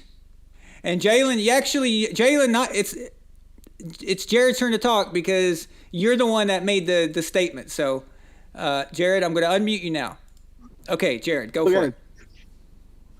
So, Belichick taught Brady how to watch film. Yes, Brady had tremendous skills, but it took the both of them to get the dynasty. I mean, to say that Belichick is irrelevant is beyond insane. Anyway, I'm gonna hang out now so I can get home, but I'll call back on when I get home. I couldn't fathom hearing Belichick was irrelevant. Anyway, I'll call back in when I get home. Brady was not Brett Favre. Can I respond He did now? not know coverages or anything else when he came into the league. Can I respond Brady now? actually knew Can I how to respond study now? and Can I respond now? Thank you. I mean, I thought I was responding to him, so Well, no, whatever. You already made your point, though. You already made your point when I left. So now I'm going to make Okay. Thank you. So, Belichick wanted to go with, have no choice but to go with Bledsoe because he had just signed a $100 million contract. So, it wasn't really his decision. The way it turned into his decision was Brady kept balling out in training camp in 2000. That's how. And so he kept him as a fourth-string quarterback. In 2001, well, we don't know what happened in week 2. Mo Lewis hits Bledsoe, he gets hurt, and Brady comes in. Brady's already prepared. So if Belichick hadn't taught him how to do things and hadn't given him the confidence that he needed, because trust me, and I remember this press conference that he had as soon as he was asked, why did you start Brady? People didn't like it. And so Belichick had to defend himself against choosing Brady. So for you to say that he's irrelevant, that just takes away, number one, it takes away his decision that he made and that he almost got beat up for. And number two, it takes away from Brady, who's giving Belichick credit the last 3 weeks and saying that he wouldn't be in this position if it wasn't for him. Okay, done. Okay. When Belichick made that decision, that team had gone from 0-2 to like a winning streak and ended up 11-4. If Belichick had made a different decision, he would have been the stupidest coach in the world. Belichick was about to get fired that year. Belichick was 0-2 when Mo Lewis hit Bledsoe, and Brady came out of heaven and fell into his lap. Everything that happened was because Brady earned that shit. Belichick did not teach Brady how to watch film. Belichick just gave Brady answers after he watched film, and Brady spent hours and hours. How do you know that? He Where's watched this film. information Brady, from? all Where's Belichick this did coming was from? answer What questions. person I said let you this? talk. What I let person you said talk. this? No, I let you talk, goddammit. I let you talk. I was there the whole time. You're inaccurate. You're being inaccurate. No, I'm not done yet. I'm not going to I am not done yet. I let you talk the whole I'm not time. going to Why straight don't you news. show me Period. respect? I'm not I ready. am No, not done. you don't need to Shut- respond I to am this not done. inaccuracy. I am not done. You don't need to We're respond to this bumbling thing every inaccuracy. stupid Can I point you jump made. in Who this was going to fire conversation? Belichick? Who was going to fire Belichick? Can I Everything- jump into this conversation? Who was going to I fire was him? not done. And by the way, I let Shaq have Well, the you're floor for like no, 5 Okay. minutes. you were done lying. Shaq's That's what you're turn. doing. No, You're I done lying. wasn't. Are you finished lying? It's Shaq's turn. It Okay. wasn't Shaq's turn. Shaq interrupted me. So, I interrupted you because you were spreading lies. Yes, That's you what you were doing. did. okay, hang I on. was still going. Which part that Jalen said was a lie? Who said Belichick was going to be fired after we went 0-2? Yeah, he was. He was going to He be was gonna be fired in fired? that No, season. no, From the no. season before, He when was they on the were hot like, seat. By which standard? Yeah, He was on the hot seat. He was All on the that hot- means, that doesn't mean he's going to be fired. That's what Right, Jalen right. said. Jalen said he was going Right. to be fired. right? Hey, coach, it goes back to being a defensive coordinator, and that's it. That's what Belichick's legacy would have been from that point on. A defensive So fucking Belichick didn't coordinator draft Trump. who never Belichick been didn't. a head coach Belichick didn't. again. Belichick didn't draft. Belichick didn't draft any of these other players that's been that's been participating in those dynasties. He didn't draft any of And those by guys the way, for everyone that gives who Belichick contributed credit in for the that Super Bowl. defense, those defensive players were there the entire time when they went 5-11 and 0-2 before Brady started.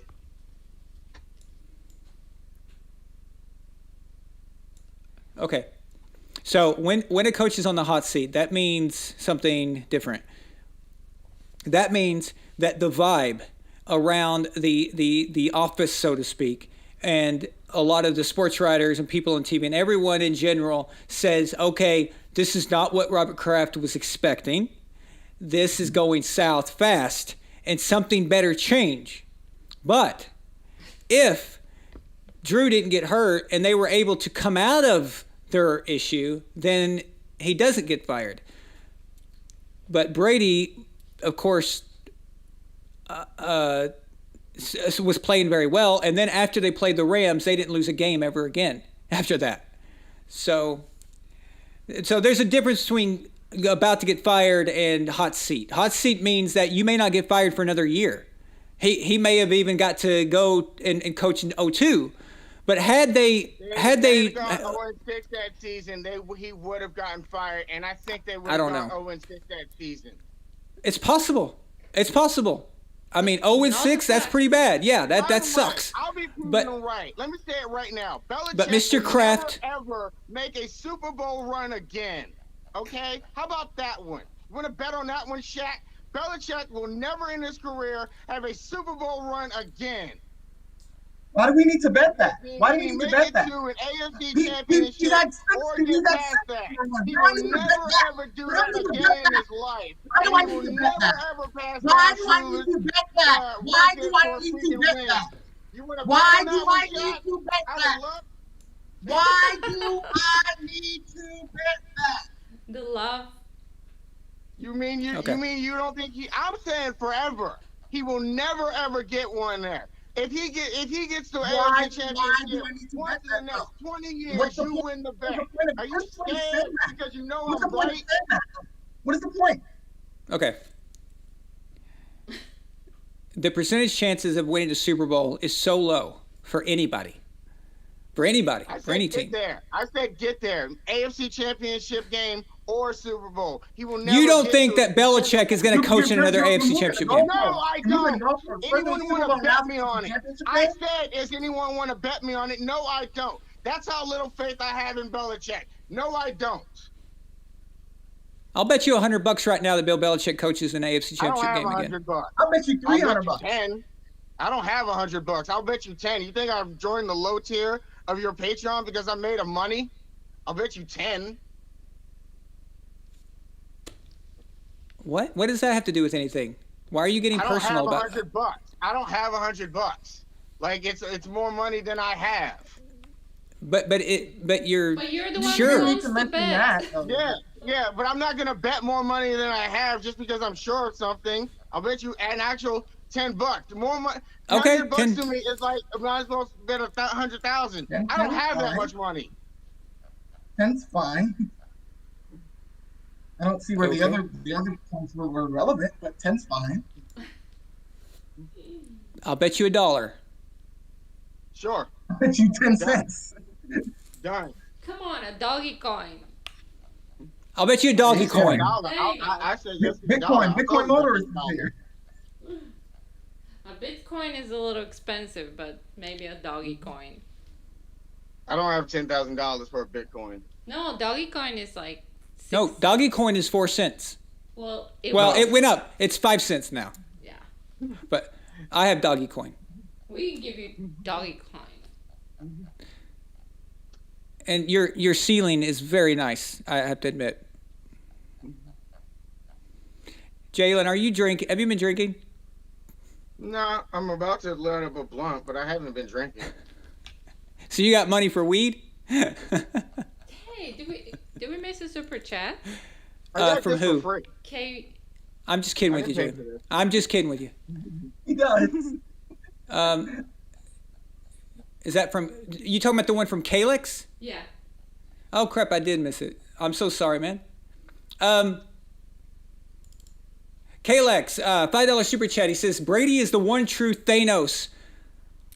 However, saying Belichick had nothing to do with it was dumb. He was a 6th round, 4th string quarterback. You're speaking in hindsight. Thank you.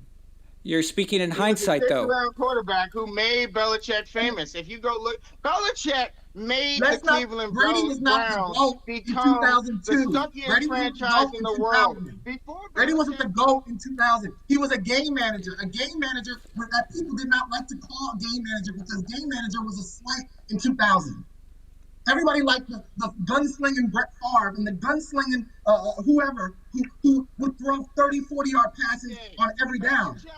Brady was a game manager. And there's nothing wrong with that because he did a damn good job at it. In fact, he didn't have his first 4,000-yard season until 2005. Okay. Jalen, you're just shouting random things. Nobody can understand what you're saying. Okay. Want me to repeat it? Because I had actual evidence there. Okay, but what Shaq's trying to Evidence of say what? I just gave you two. There's is- evidence of Belichick ruining a team before the Patriots.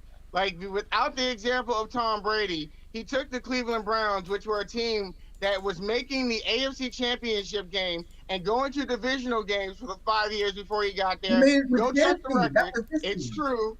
He made them That was only his win team. one playoff game. So he took The them Browns- from being a the Browns team that couldn't consistently get over the improved hump after- to a team that basically couldn't get to the starting blocks. He made them worse. And that's his example of what happens when he does not have Tom Brady.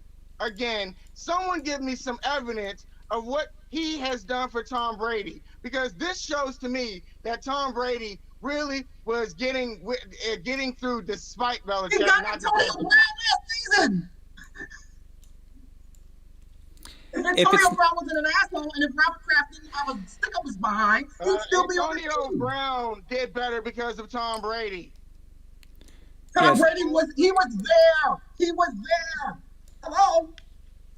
If there is no Bill Belichick, there's no Brady on the Patriots. So Brady would have had to have gone somewhere else to get a shot, right? I'm not giving Bill Belichick So- credit for picking Tom Brady. It was a I'm scout not. that got him. I'm not. And I I'm didn't not say giving I him didn't know. credit for being the one that didn't cut him, because even the owner He doesn't knew listen that to they anybody. couldn't He cut just goes Brady. off. And then Okay, he's just randomly talking. I didn't say cut. I didn't say that he drafted Tom. Everyone knows that Dick Rabine is the one that scouted Tom and came to Bill and said, "Listen, this kid's got something. We don't know what the deal is, but this kid, every time we put him on the field, he makes a comeback.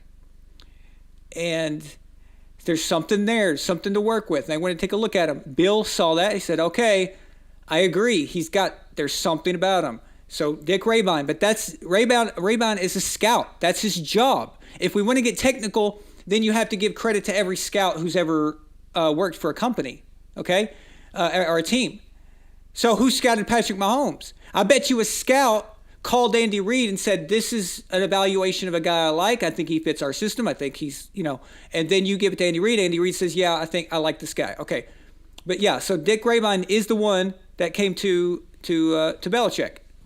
And he's the only person who wanted Brady. So he gets credit for that, right? But what we're talking about is when Bill kept a 4th roster spot for Tom. Okay? You do not keep a 4th roster spot in the NFL for a quarterback. That doesn't happen. It's just, look how long our dynasty lasted, and usually we only had one backup quarterback, right? I mean, we didn't waste roster spots on quarterbacks. So that is kind of how you have to look at it. It's just, you also, when we go back in time and you go in a time machine, right? And you've got to analyze things as they happen in a timeline.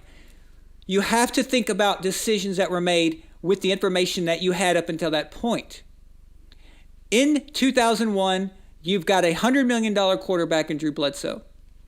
In 2001, week 2, there is no reason for anybody on planet Earth to go, maybe you should put Tom Brady in. I think he's going to win 6 Super Bowls. I mean, nobody had that kind of confidence, okay? If you did, you're crazy, okay? I mean, it's just not possible. So Bill felt okay, that Brady was actually playing better than Drew in training camp and preseason. So he was happy about Brady already. But Drew, he started Drew anyway because they gave him money. He was the star of the team and all that stuff, right? But that's the amount of information. That's the amount of information that you have at the time, and that's what you have to follow. You get me?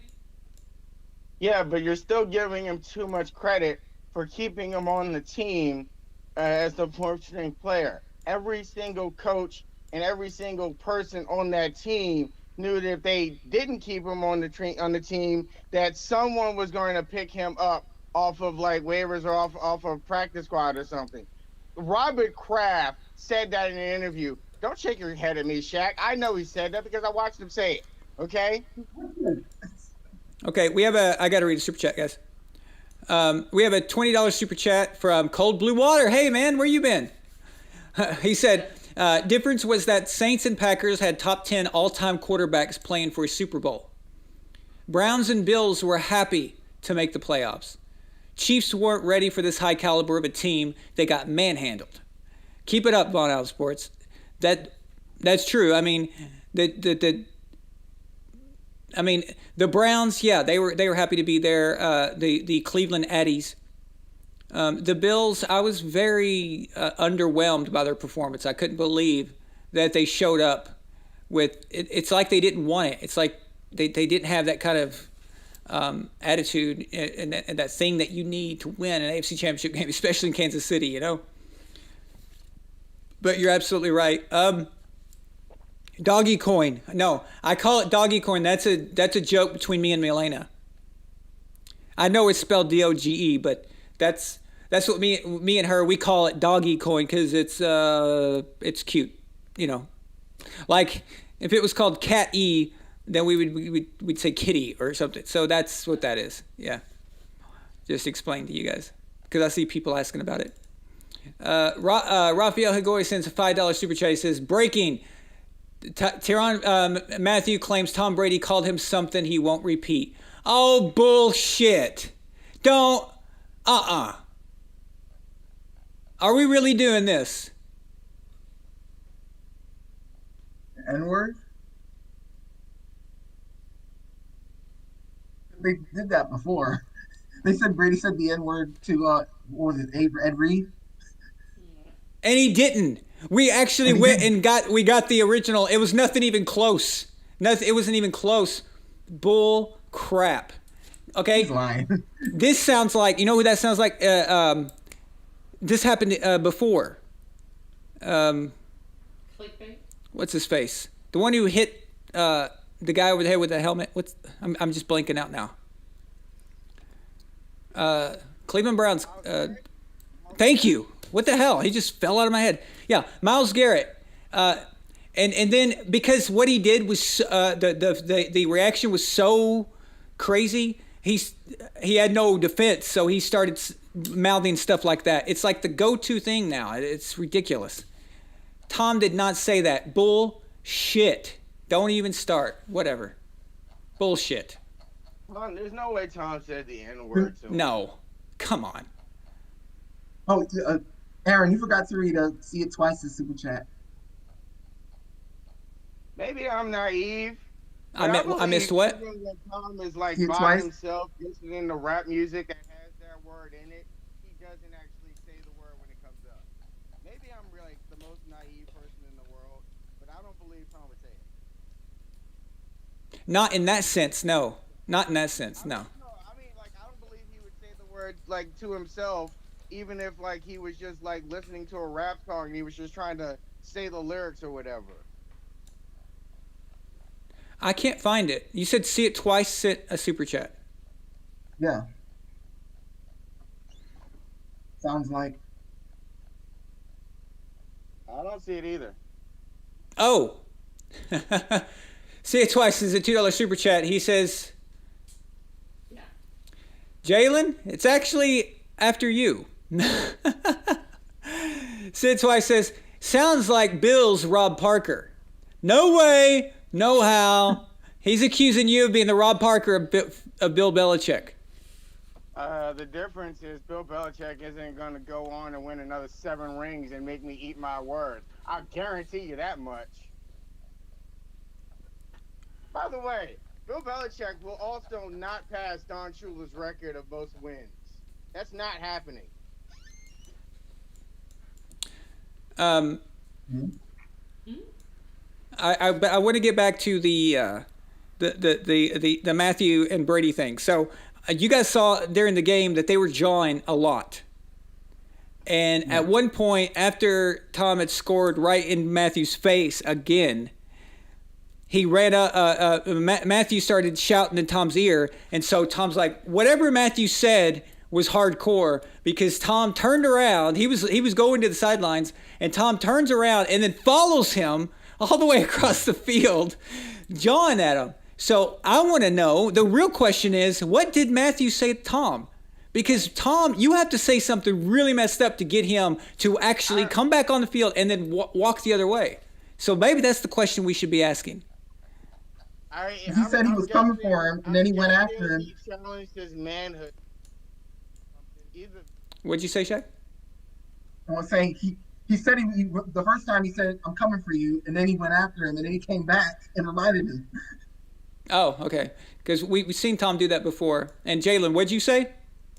I was guessing that it was something he said, like challenging his manhood, like challenging Tom's manhood as an insult Probably. somehow, Yeah. or like insulting family members or something like that. It could be. I mean, it takes something really personal to get you that mad, especially from someone. Matthew's always jawing at people. He's always getting under people's skin. I mean, that's normal for him. But to get Tom pissed off, it's... Tom was smiling because this is a flip from I think it was the Bears game where he had to yell at everybody for all the penalties they had, to watching the other team unravel from penalties. He was just basically like, this is what I've done. I've made my team the mentally tougher team, and their team is the one crumbling from all the penalties and things. Yeah, well, they need to release the mic'd up, like Bill Murray just said. Give us the mic'd up. Okay, actually, maybe Matthew didn't mean anything racist. Maybe he just meant that Tom was cussing at him because he said it's something I can't repeat. Yeah, come to think about it, there are other words that can be are offensive that aren't racist words. Like he could have called a faggot or something. Like they use that word all the time. There's other ways you can be offensive today without saying the N-word. To be honest, Tyrann Matthew, he can repeat the N-word. So, you know.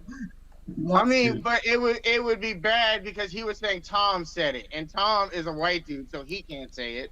Which is ridiculous, though. I don't think anybody should be saying it. No, I don't think rappers should be saying it. I think it's all ridiculous. But people will put it out as if that's the case, and then. Okay, but I haven't heard how Matthew said it. If I saw the clip and I could say, okay, I know what he meant. So I kind of took off with that a little bit. It just reminded me, because I know Matthew's very salty right now. Okay, Tom Brady just made him look stupid, and so did Gronk and Brown and Evans. All those guys, they just really ate his lunch tonight, and he's embarrassed. Evans didn't even catch a touchdown catch. You know, so. Like Evans didn't even catch a touchdown catch. Did he have a touchdown catch on mostly every game in this season?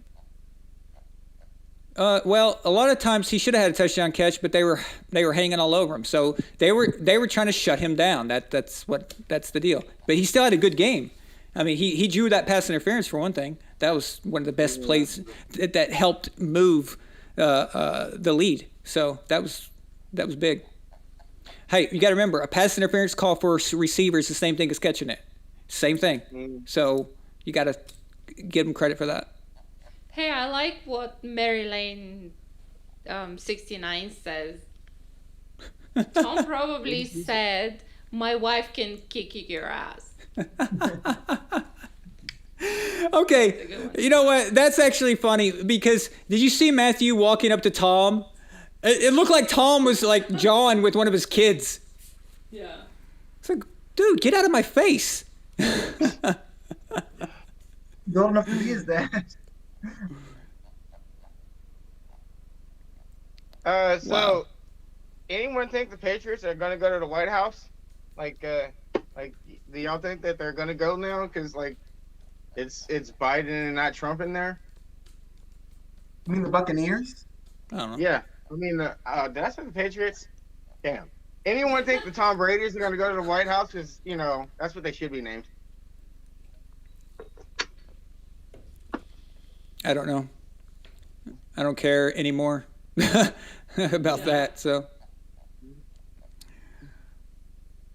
Kalex, Matt Ryan would be a solid Patriots quarterback. Yeah, I want Matt. I've been lobbying for Matt, for a while. Didn't Blank shut that thing down? Yeah, well, maybe, like, because you remember Jared said maybe he's just trying to raise the value because he saw what Matthew Stafford, he saw the Matthew Stafford deal, so, The mayor actually said that she would consider changing the name if Tom won the Super Bowl, and he blew them out.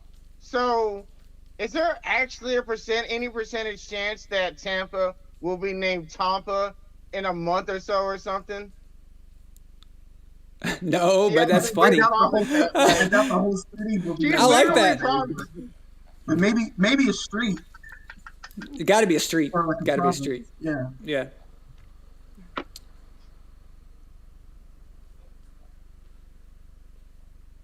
I mean, I think Tampa has a nice ring to it, and I think they would probably get more tourism if they changed their name to Tampa Bay. They should think about it. Tampa Bowl. I like that too, Mary. Tampa Bowl. Or Bradyville or something. David Martin just said James White to Tampa Bay. Man, whoever our new quarterback is, he needs him. I don't think Tom needs anybody else. No, Julian Edelman to Tampa Bay. No, my brother did that to me at the beginning of the season because he heard that Gronk was going. He goes, maybe Edelman should go join Gronk. And Tom, I said, why? We need him. Like Edelman. I mean, are we going to lose everybody? Edelman not being there is like a trio of best friends, and then like one best friend gets excluded or whatever. I mean, don't you feel bad for him? Yeah, but I have to be selfish here. I mean, we can't lose. He was already coming back. We can't lose everybody. Okay, James White and is a security blanket type guy. You have to have him when the play breaks down. He's there for you. You've got to keep him. You got to keep him. You only need to let him go for 2 seasons so Tom can go make the Tampa Bay a dynasty and the first three-peat dynasty of the NFL. By the way, that's my prediction. Next 2 years, Tom Brady's going back to the Super Bowl and winning the next 2 Super Bowl, making the only three-peat dynasty ever. Okay? My prediction right now.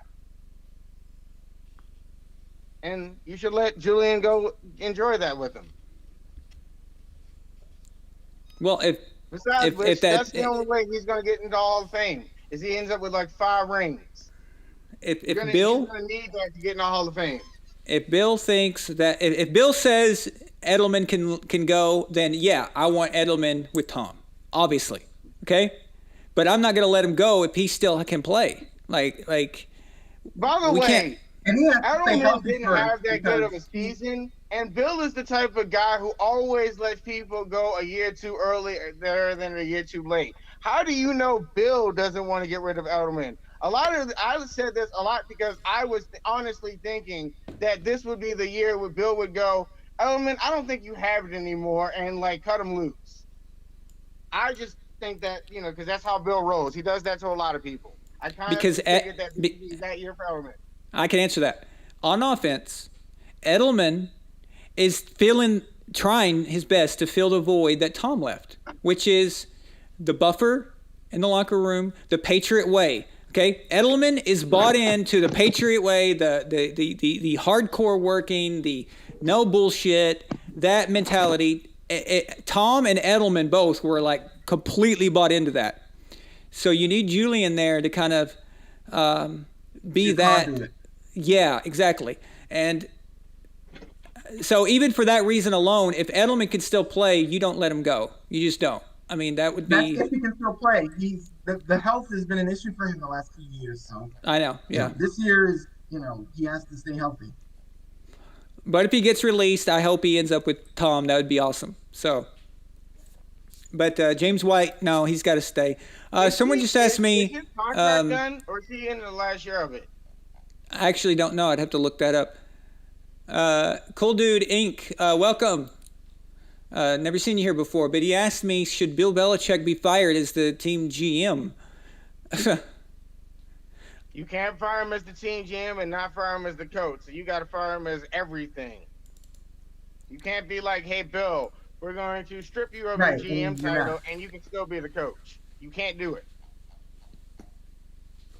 I don't know, man. I mean, and who do you get? Who do you get? Yeah, you have to find somebody. Maybe if way, you were going to do that, he would be better than Bill as a GM. He sucks as that. If you were going to do that, okay, you would have given it to Nick Caserio. You would not have let him go to Houston. So that's not happening at all. But that wasn't your question. Your question is, what should they? No, it would. The amount of the damage it would do to his credibility in the locker room would really be devastating. So it would be a bad idea. Like you said, Jalen, you would have to just fire him. In general, it won't work. You can't separate the two without him giving it up voluntarily. It'd have to be his idea. So that's my answer. There's gonna have to be somebody who's groomed. And no one, even if it was his idea, no one would believe that. Like, what'd you say, Shaq? I said that there has to be somebody there who's already in-house, because they're not going to get somebody out of house unless they keep them there for 2 years and teach them, the ways of the Patriots. And, I think Bill is going to have somebody to teach them in-house, and then he leaves or he's let go. Those are the only two scenarios I can see where he's let go, is if somebody's already there where they're ready to take over that role, or they get somebody and then they groom them for 2 years, because you can't just automatically do it just for the sake of doing it. And that would have been Nick. Right, and that would have been Nick. Yeah. So, I'm getting tired of looking at his ceiling, but yeah, that would have been Nick. That's the guy you would have done it if you're going to do it in that case. Listen, Bill is getting judged as a GM. I just hate this.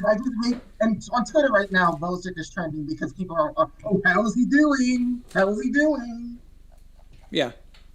Seriously. The thing about Bill. You think he's angry? Didn't you just say that he talked to Brady 2 days ago, or there was something about that? Yes, he did. So Bill talked to Tom. Yeah. For all we know, Bill might have even given Tom some hey, something I saw the last time we were at the Chiefs, blah blah blah. It's because they were at the Chiefs this season. Yeah, they and they almost beat them if not for Brian Hoyer being an asshole.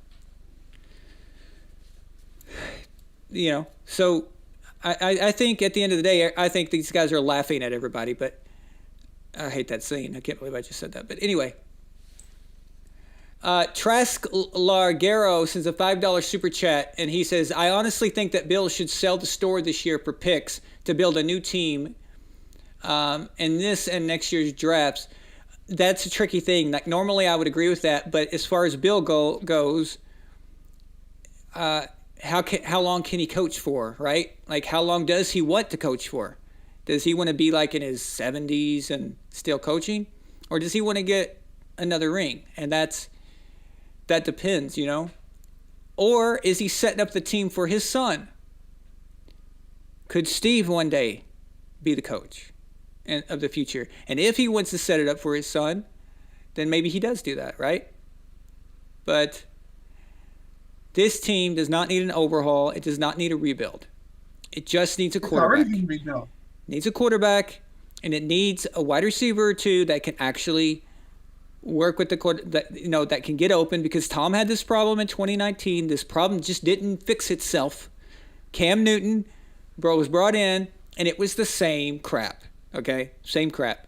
The defense is still pretty good. Dante Hightower didn't play this year. We're assuming he would play next year.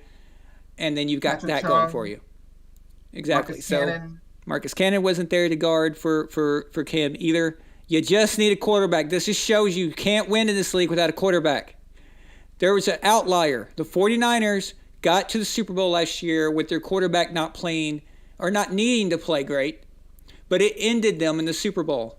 And that's a very rare case. That's a very rare case to get a team that can do that. But in this day and age, you cannot do it. Guys, last year, Jameis Winston led the league in yards. That's how important the passing has become, and you've got to have it. So,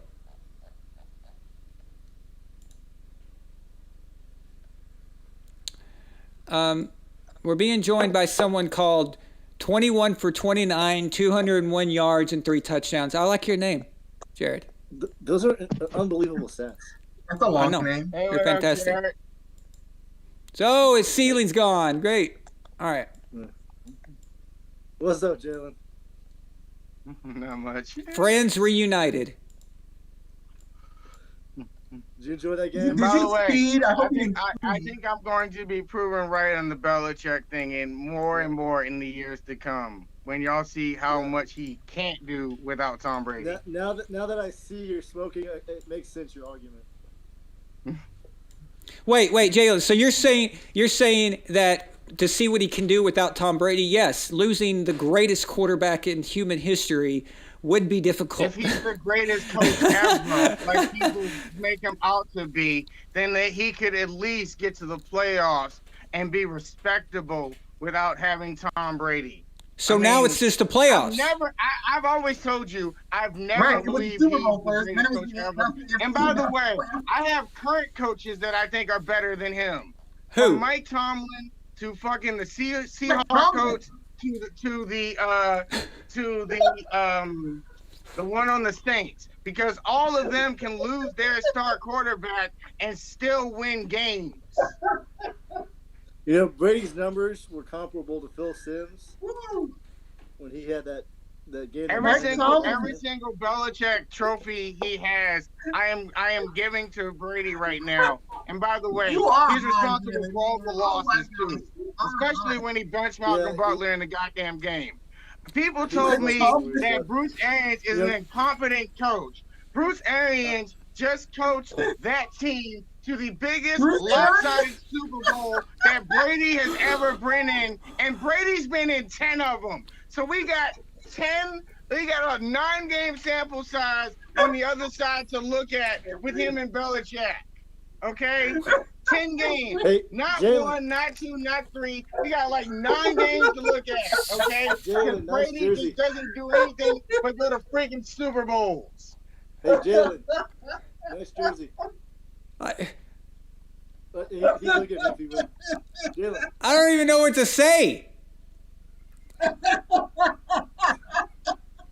We're gonna need a Belichick hate saga just because of Jalen.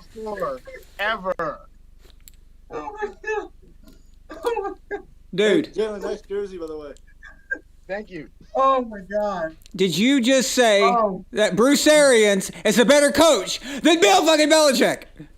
That was the best laugh I've had in almost 6 months. Thank you so much. No, David. I That just was- argued that Brady was Oh my God. so awesome that he took Bruce Arians to a fucking Super Bowl and had a more Mike lopsided Tomlin. score than Bill Belichick. So maybe Bill Belichick is a little overrated. I think that's what I was saying. Or maybe Todd Bowles is an awesome defensive coordinator.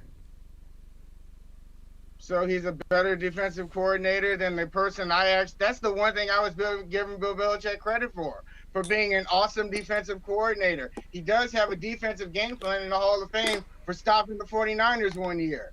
I was actually He was giving the him credit Buffalo for Bills. that. Jalen. You're making Buffalo Bills. the actual percentage go down from Bill Belichick with that argument, Von Allen. Jalen, he just held the Rams to 3 points 2 years ago. 3. I still 3. say if you switch the quarterbacks of those teams, Tom Brady wins that game. Either way. Which team? Put Tom Brady on the Tom Rams, Brady was a and he would've freaking won that quarterback game. for both Put teams. Tom Brady on the Patriots like he was, and he would have won that game. The difference was the quarterback. What? What are you saying, Jalen? Tom Brady was the The quarterback. difference in the Rams game was the quarterback. If you switch the quarterback and put the Rams quarterback on the Patriots, the Patriots would have lost that game. You mean the Patriots would have lost?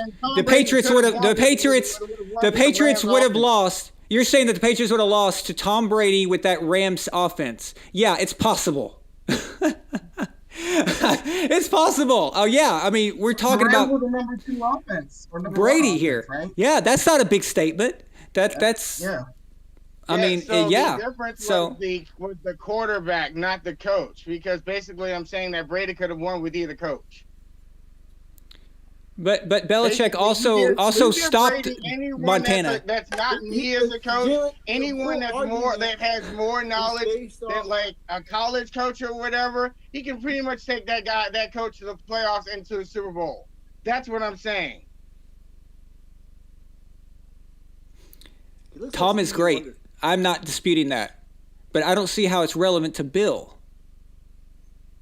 Bill is overrated because to me, all of Bill's accomplishments are just because Tom was there. And if he didn't have Tom, he wouldn't have been able to achieve anything. That's not true because he's had plenty of accomplishments without me. All right, name the one he had without Tom. Okay, all the Super Bowls He won the Super Bowl with the Giants.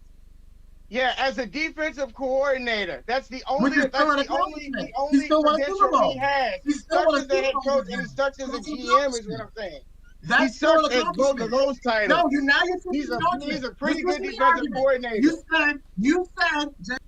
said what accomplishments did he have? And I just gave you an accomplishment that he had. Okay, and then you said he did. Oh, he was a defensive coordinator. What accomplishments does he have as a head coach? Because as a defensive coordinator does not mean you're going to be a good head coach. He could be a good defensive coordinator. Oh, I can tell you the accomplishments that he has. In the 2000s, few teams were running 3-4 defenses.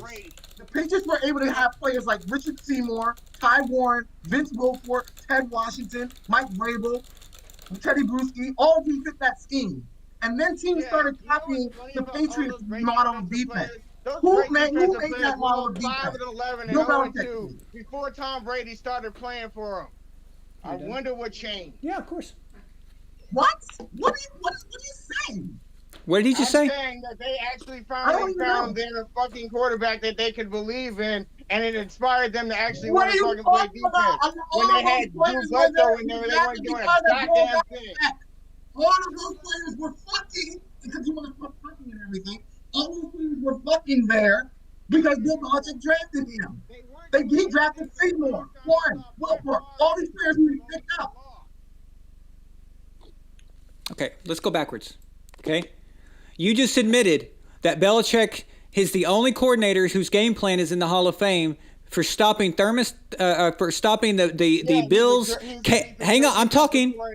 Okay, I'm going to have to mute you now because you don't understand. Bill Belichick stopped the K-Gun offense, Jim Kelly's offense, and had the balls to sit there and say, we're going to let Thurman Thomas get 100 yards rushing on us, and we're going to win. You just admitted that. And now but at the same time, you're saying that his Super Bowl ring as a coordinator for the Giants is not an accomplishment. You see the contradiction? No, I'm saying that I said coordinator for the Giants, fine, but I said give me one as a head coach. He sucks as a head coach and as a fucking GM. Okay, that's what he sucks at. Okay, the whole thing he is head coach and GM. Okay, he sucks at that.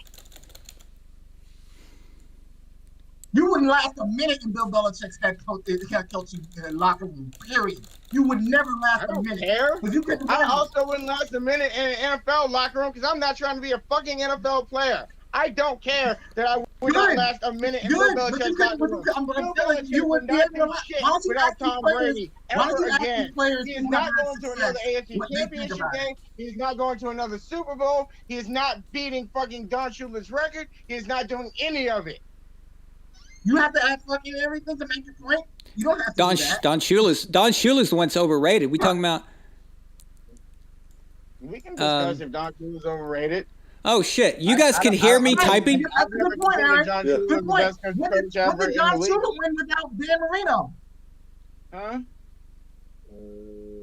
What did Don about Shula Wait, do without Dan Marino? That's not a good example. Actually, Don Shula was more successful without Dan Marino. But Oh, okay. I still think he's overrated, though. Because I think when you've got Dan Marino, you should win. That's my problem. Is that with Dan Marino, you should win. That's a problem right there. But, yeah, that's an indictment on his ass. I think if you're considered the greatest coach ever, you should be able to make the playoffs when your star quarterback isn't playing. No one was calling him the greatest coach ever.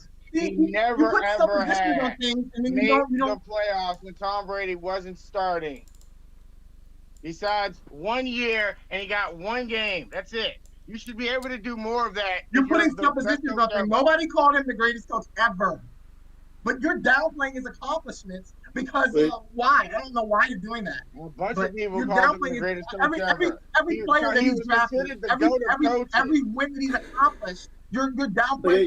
So that means all the players that he's drafted. I downplayed it before the Super Bowl, and I'm especially downplayed after the Super Bowl. All the players that he's drafted means nothing because he's a piece of shit, right?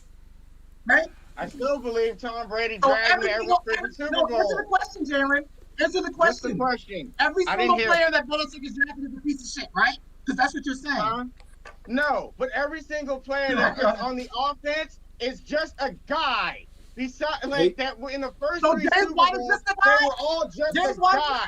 For the first three Super Bowls, it was Troy Brown, Deion Brand, David Patton. Every single one of them are just a guy. They are not Pro Bowlers. They are not All-Stars. They are just a guy. And Tom Brady stood there in 3 Super Bowls, okay? Answer the question. I did, you asshole. No, you didn't. I just did.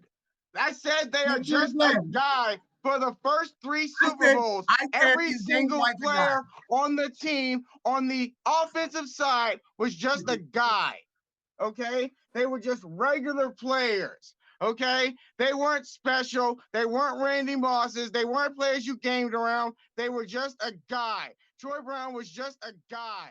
Deion Branch was just a guy who played special in big games, but they were not considered. Troy Brown was just a guy who was able to play defense too. For the guy who had 100 catches in 2001, just a guy who was able to make plays. Okay, yeah, just a guy. He was just a guy. Jalen. What? How many players did Tom Brady draft? Huh? How many players did Tom Brady draft? Actually okay. If you're going to say that Bill Belichick drafted all the players, my point is, look what happened when those players left Tom Brady. When those players weren't around Tom Brady. Tom Brady made all those players great. That proves my point even more. That means that Tom Brady can basically take anybody and win with them. When Skip Bayless says he just takes he can take you, and you, and you, and you. What he means is without Pro Bowlers, without All-Stars, like on every other freaking multiple ring team, like the Cowboys or the Steelers or the San Francisco 49ers, they all had All-Stars and Hall of Famers at the skill positions on offense. If you look at Tom Brady's first 3 Super Bowls, you will find no Hall of Famers besides himself on offense. Okay, just a second. We have 2 super chats. Actually, I'm doing these out of order. Okay, Raphael, so sorry, man. Raphael sends a $5 super chat. He says, excuses are starting. Patrick Mahomes' mother is saying that the refs helped Tampa Bay rough him up, and his girlfriend calling ESPN corny for trolling. Why do family members get involved? I hate when they do that. I hated it when Giselle got involved, but the only reason I don't hate what Giselle did as badly is because she was being heckled. So what she said was in response to people like yelling at her. That's different. But why are family members posting like no one asked you for your opinion? It's stupid. If I was Patrick, I'd tell all of them to shut up. Thank you for letting us know. See it twice is a $5 super chat. He says, most coaches have few or no accomplishments without great quarterbacks. Only 10 Super Bowl winning quarterbacks aren't in the Hall of Fame. That's true. And actually, one of those, it's very rare. One of the only coaches who can say that is Joe Gibbs, who won 3. without a quarterback, or without a famous, like a very Hall of Fame. And I'll say, That's who I think is the greatest coach ever. George Seifert won a Super Bowl with 2 different quarterbacks. He doesn't deserve to be in the Hall of Fame. George didn't. No. George Seifert coached Joe Montana and Steve Young. I mean, I'm Joe just saying, Gibbs. He coached a bunch of people who weren't even starters, and it's like right. that's different. No, I'm just saying so that just because you coach 2 Super Bowl championship teams with different coaches does not qualify you to be the greatest head coach of all time. Oh, I see what you mean. Okay, that alone. I don't think you have to be the greatest head coach of all time to make the Hall of Fame. Otherwise, there'd be only one head coach in the Hall of Fame. What? I don't think you have to be the greatest head coach of all time to make the Hall of Fame. Otherwise, there'd be only one head coach in it. If the Hall of Fame were only for the greatest head coach ever, there would only be one, because there's only one greatest head coach of all time. Whoever that one was, it would be him. Okay, guys. I think you can make the Hall of Fame for other reasons than I don't think it has to be that binary. You can make the Hall of Fame for being one of the top 30, 20 coaches of all time or whatever. Ugh, no. I just want to say something. We have never been able to do this, but we could make history. We need 6 more likes to have 200. Wow. 5 more. Make sure you 5 smash more. the thumb. We have never hit 200 before. This would be a record in the channel's history. We've never had 200 likes. During a show. During a show, yeah. During a show, yeah.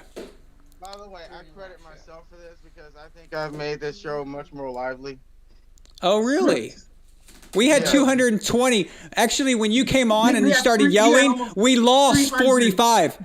When you came on, we almost had 300. Because people don't like all the yelling. They want to hear what you have to say, but you guys, you can't understand just a bunch of random shouting. It's got to wait your turn, and then you got to say what you want to say. The what you're saying is funny, and I like the contrarian point of view kind of thing, but not when it's being yelled at and you're not listening to anybody's responses. That's the problem I have. So. I mean, I would listen, but people keep interrupting me while I'm still talking. So, you don't stop talking. You're yelling all the way through. It's when other people were talking, I gave them a full 5 minutes to just ramble That's because Aaron muted you. I muted you. I think I should have got the same treatment. You had 5 minutes to ramble, so. Dude, I have given you more airtime on this channel than anybody in the history. Crazy amount. So, don't start that.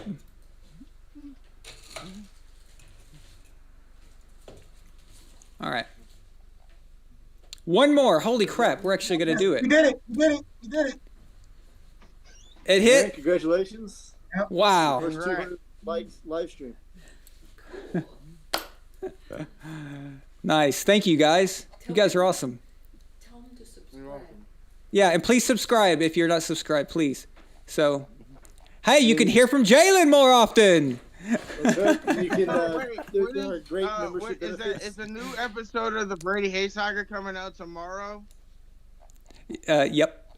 By the way, Mac recanted his Cliff statement and said he was 100% wrong, just in case anybody wanted to know. Really? Yeah, he has. He recanted it months ago or something like that. He was like, I was wrong about the Cliff or whatever, and said that a while ago.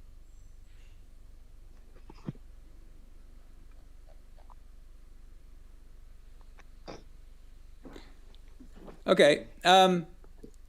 So Hugo here says, I don't think we can judge Belichick yet. It's been one season without the GO, and it was a salary cap strapped season, and the COVID people. I just think we need to wait. Let's wait and see.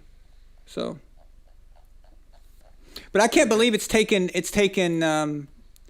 Max this long to say that. Shouldn't he have said this years ago?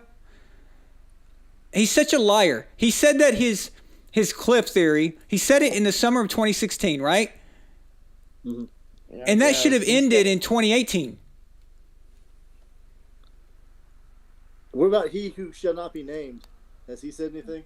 I don't even know. Rob Parker, I don't think there's anything Tom Brady could do for Rob Parker to be like Tom Brady's the greatest. If that happens, then the entire world is about to end on that day because like hell has just coming up from out of the depth and is now on earth because like that means the apocalypse is happening. There's nothing he could do. Like he could win another 5 Super Bowls and be MVP of every single season, like season MVP and Super Bowl MVP, and have 5 perfect seasons, and he still would not admit that Tom Brady was the best quarterback. I can tell you what Ralph Parker is. Well, he hasn't said anything. The last post he made was an hour talking about some guy who passed away. That's all. He hasn't said anything about the Super Bowl. Of course not. There's not much he can say. Yeah. But I love how I say he who shall not be named, and Jalen immediately knew who I was talking about.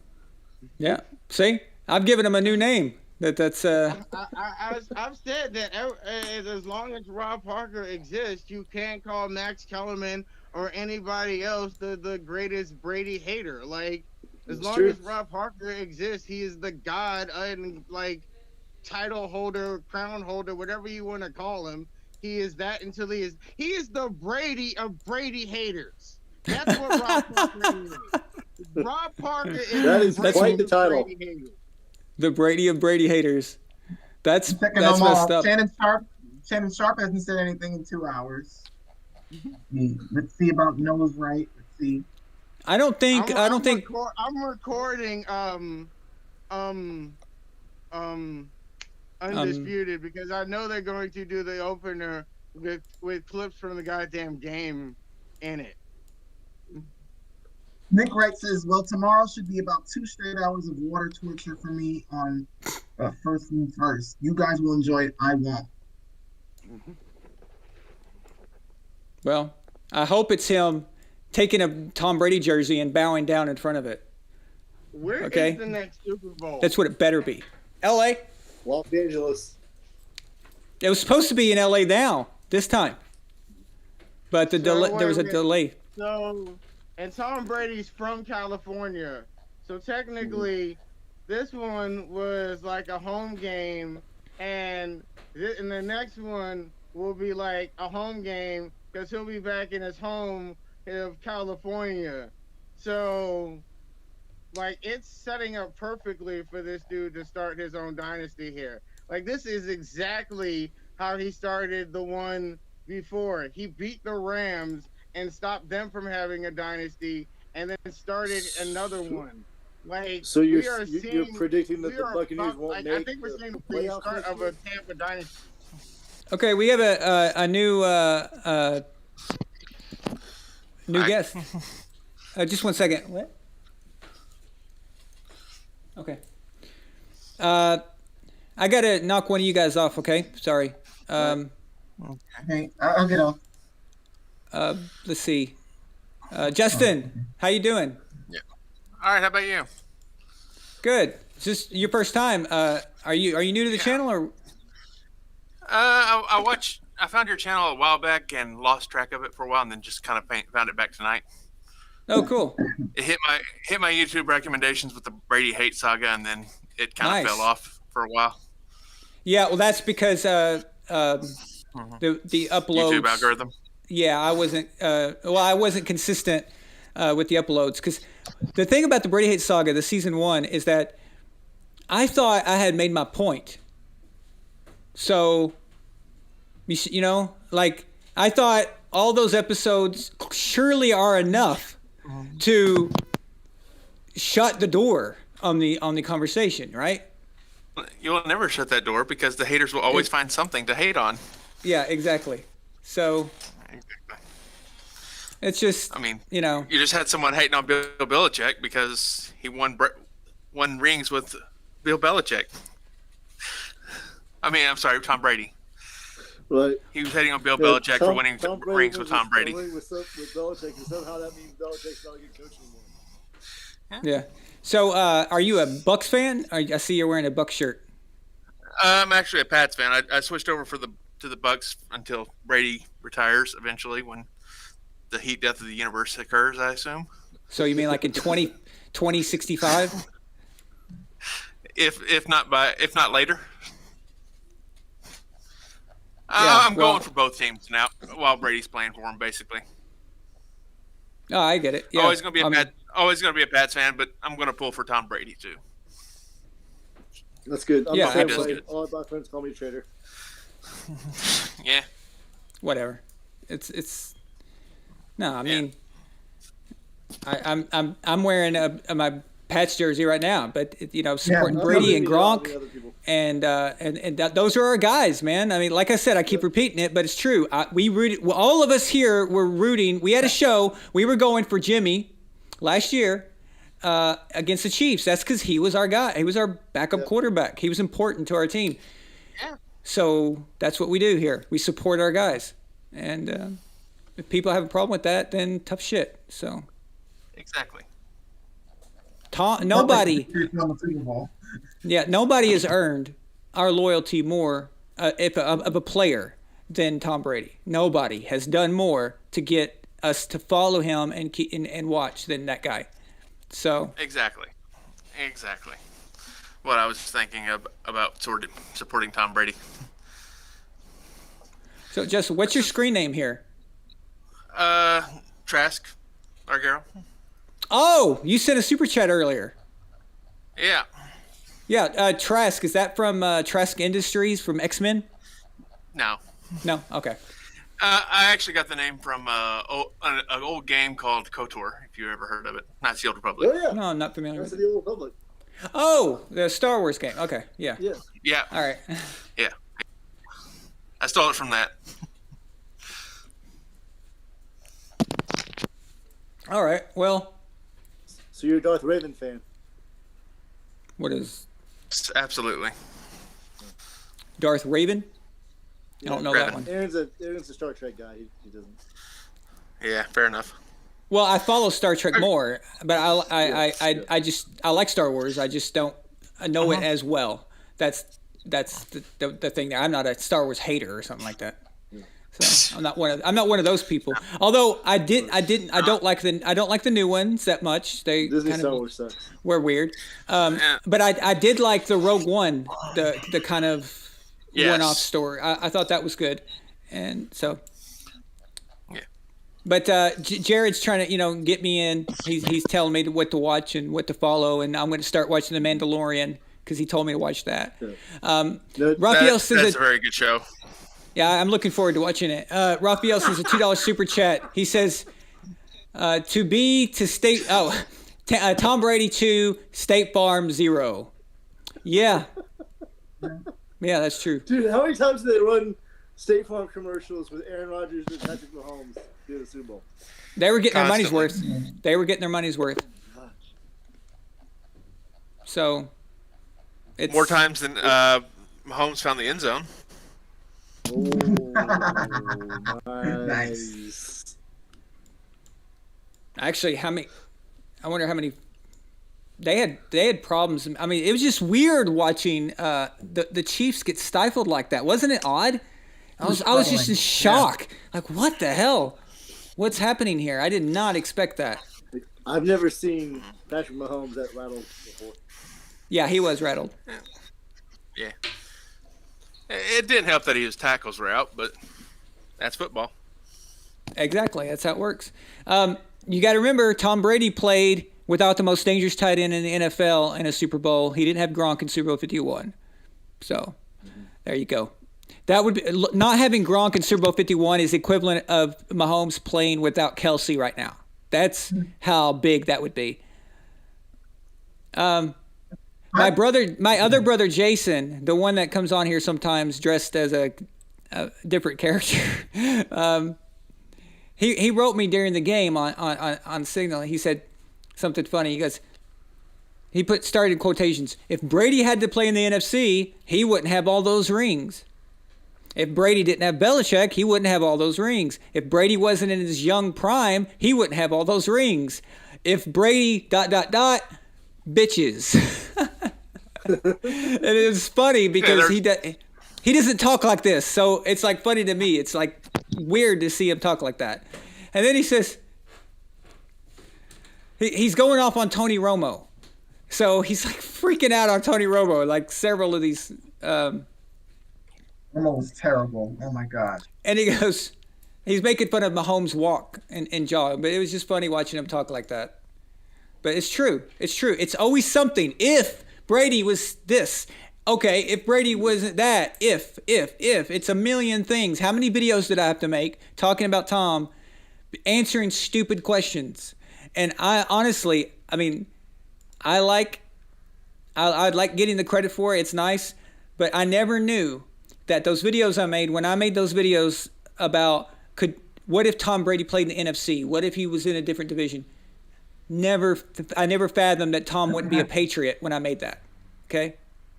I never thought that was possible. So I just happened to be right on that. But I was talking about past, based on past him playing the NFC teams. I just never thought it would be possible for him to be in the NFC. But people are commenting on it this week saying, wow, these videos aged well. And I'm like, well, that's because of Tom.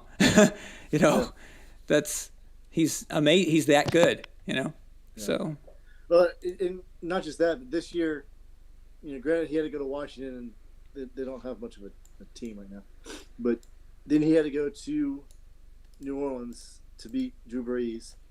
Then he had to go to Lambeau to beat Aaron Rodgers, and then play the Super Bowl against Mahomes. I mean, it's the who's who of quarterbacks this year that he beat to get number 7.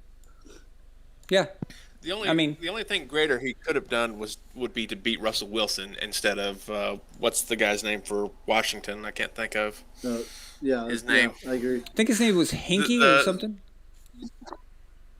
Because Tom Brady has the worst luck against backup quarterbacks I've ever seen. I know, right? What the hell? What the hell is that? It's true.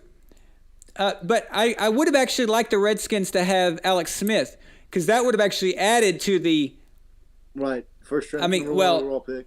What if Alex Smith actually wins the game? But we're saying if Alex was playing and he beat Alex too, so it would have been Alex first pick overall, like Jared said. Then it's Drew Brees. Then it's Aaron Rodgers, the guy who was picked in the same first round as Alex. That would have added even more, lore to the story. So, we all admit that. Go ahead. To your Alex Smith point, I'm not convinced he could play better than I can't think of the guy's name still, but that guy played for the Redskins. Our football team. I think his name's Heineke or Heineke or something. Heineke. Yeah. Heineke. Yeah, I'm not convinced that in his injury-prone state that he's been all year, Alex Smith would have played better than Heineke did in. Oh, I don't know that. I was saying though, phenomenal. like, what if he had actually beat us? That would suck. But I'm saying though that assuming Tom would win that game against Alex, that would have added even another check mark right there. Because if you remember, Alex and the Chiefs gave us some crap for a while. Alex's teams actually have been. That's funny. Alex Smith, his Chiefs team has been a bigger pain in the ass to Tom Brady than Mahomes' Chiefs. Boom. 41-14 in the. Alex Smith blew out Brady twice. That. Oh yeah, it's technically Alex Smith and Alex Smith's Chiefs is a bigger problem. So that is kind of. I was actually at that Chiefs game.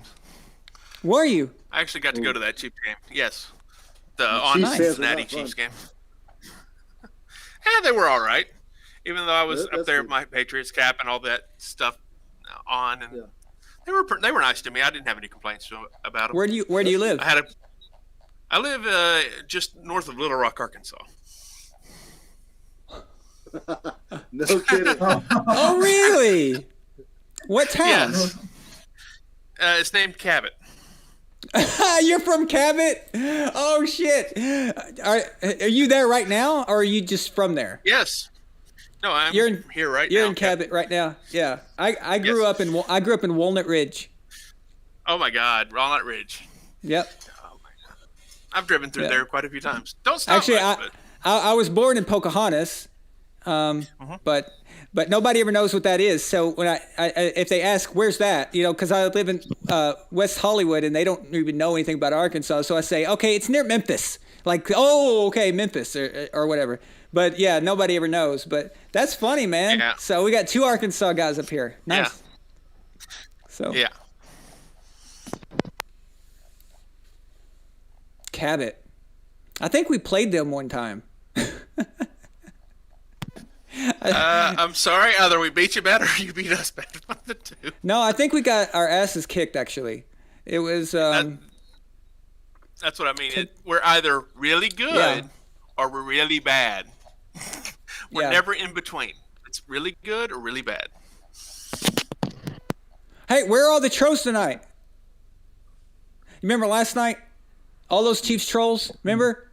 Oh, So many. a lot of tough talk.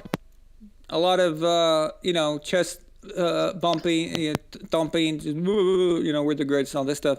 Yeah, kind of gone. So.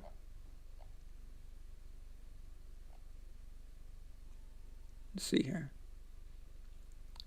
Freeland 1787 says the only question left for Brady is if he will win more Super Bowl rings than he has fingers. I think that would be probably pushing it. So The trolls have gone to bed. I can't wait for that gift for him to go like this with all his rings on it. The question is, are you counting thumbs? Oh, Because if thumbs aren't being counted as fingers, then all he needs is one more to match, and then that's true. Yeah.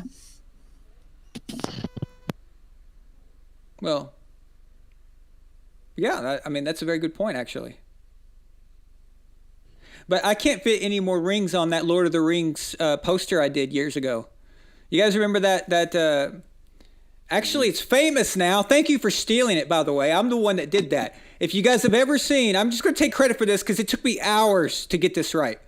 If you've ever seen the Lord of the Rings Return of the King where Tom Brady is holding the sword and he's got his rings on. Okay, I did that. It was 2011 or 20. Yeah, it was 2011. I did that in 2011 going into that Super Bowl. And so they took it and it went everywhere. And then I tried to redo it each Super Bowl that Tom played in. And I would put my logo, after Von Allen Sports started, I started putting my logo and then someone took it out. And then another version started circulating with a terrible Photoshop job. I mean, real crappy. It was just ugly as hell. But every year after Tom wins a ring, I come out with a new one. I don't even know where to put this thing. There's no more room on his hands. He's running like his hands. There's like not enough fingers showing. Now, what am I gonna have to put on his nose? Have it coming out of his mouth? I don't know. So. Can you do one? Well, you could. Okay, Justin. Oh, I was gonna say you could do the 7 rings for the Dwarf Lords.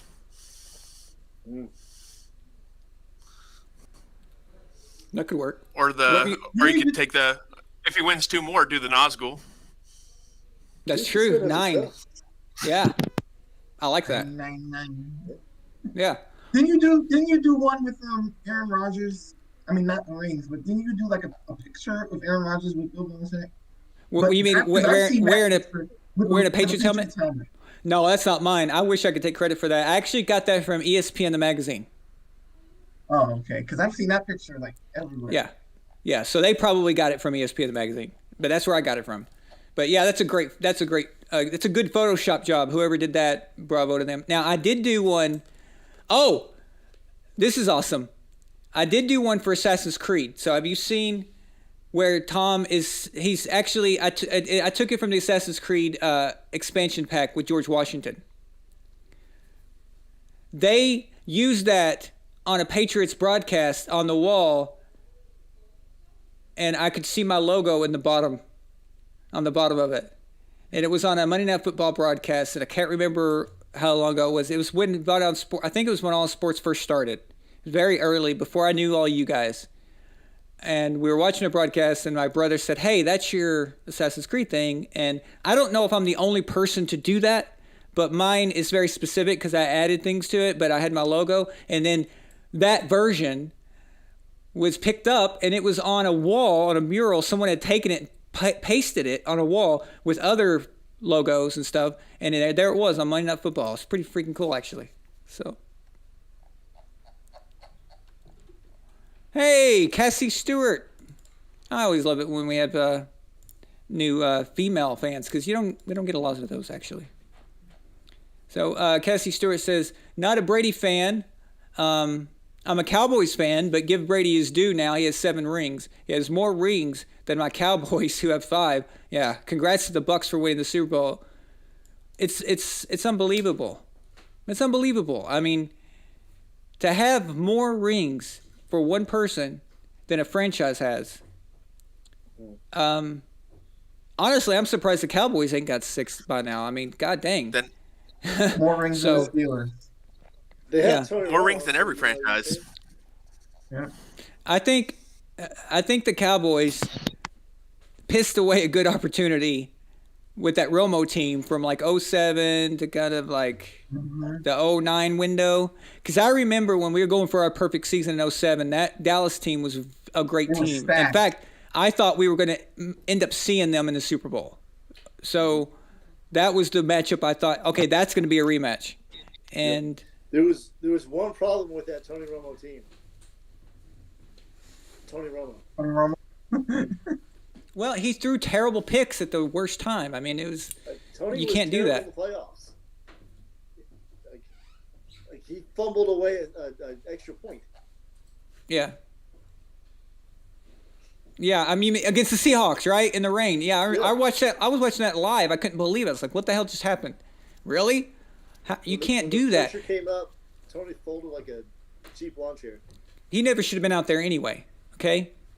You do not take your starting quarterback and have him holding kicks. Do you have any idea what can go wrong when your hand is down there holding a kick? Trust me, bad things can happen. Yeah, the quarterback can fumble it and lose the game. Okay, I wasn't going for that, but Cassie, if you're wondering, Jared there in the middle is from Texas as well. He's a big fan of the Cowboys, let me tell you. I was until Jerry Jones the team. You know, Yeah, but that 07 Cowboys team, they had a lot. They had Owens, they had Julius Jones, I think was pretty good. They had I remember Julius Jones. Pretty good. Yeah, they're T.O. T.O., yeah. He was playing great, too.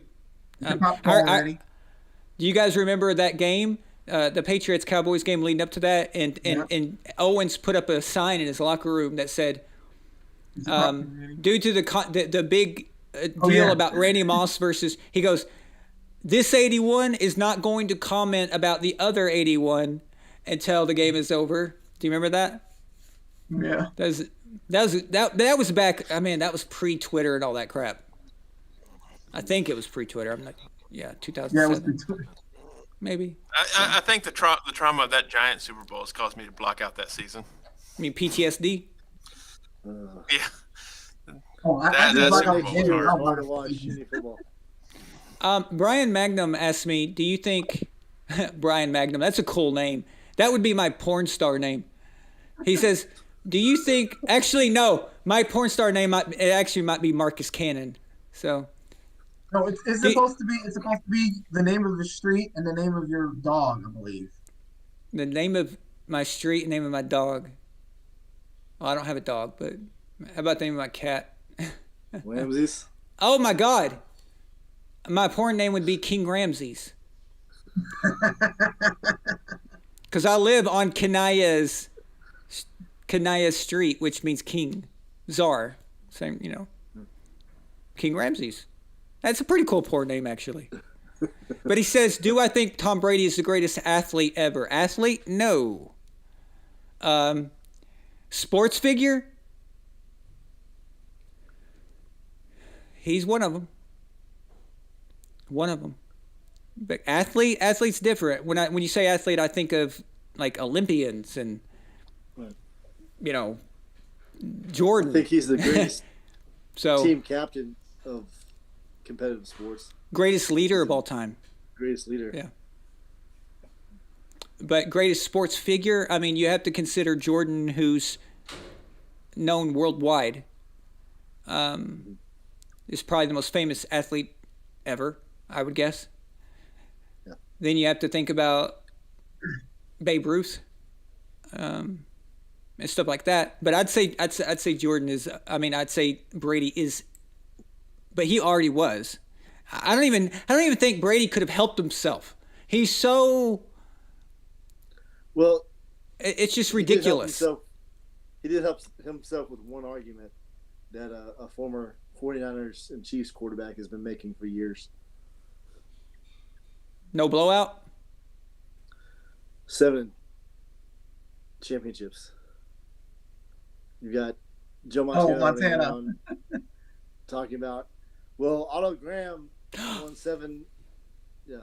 Oh my God! Thank you. How did we miss that?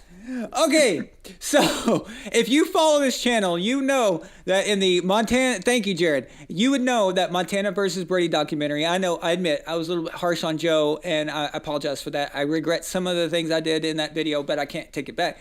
So, but I did make fun of one thing that Joe used to say. He goes, "I can't call Tom Brady to go because Otto Graham's got like 7 or 8 championships, and then after Tom Brady won another Super Bowl, Montana would up it. I think Otto Graham's got 9 to 12 championships. I mean, the number keeps growing and growing, okay? Yeah.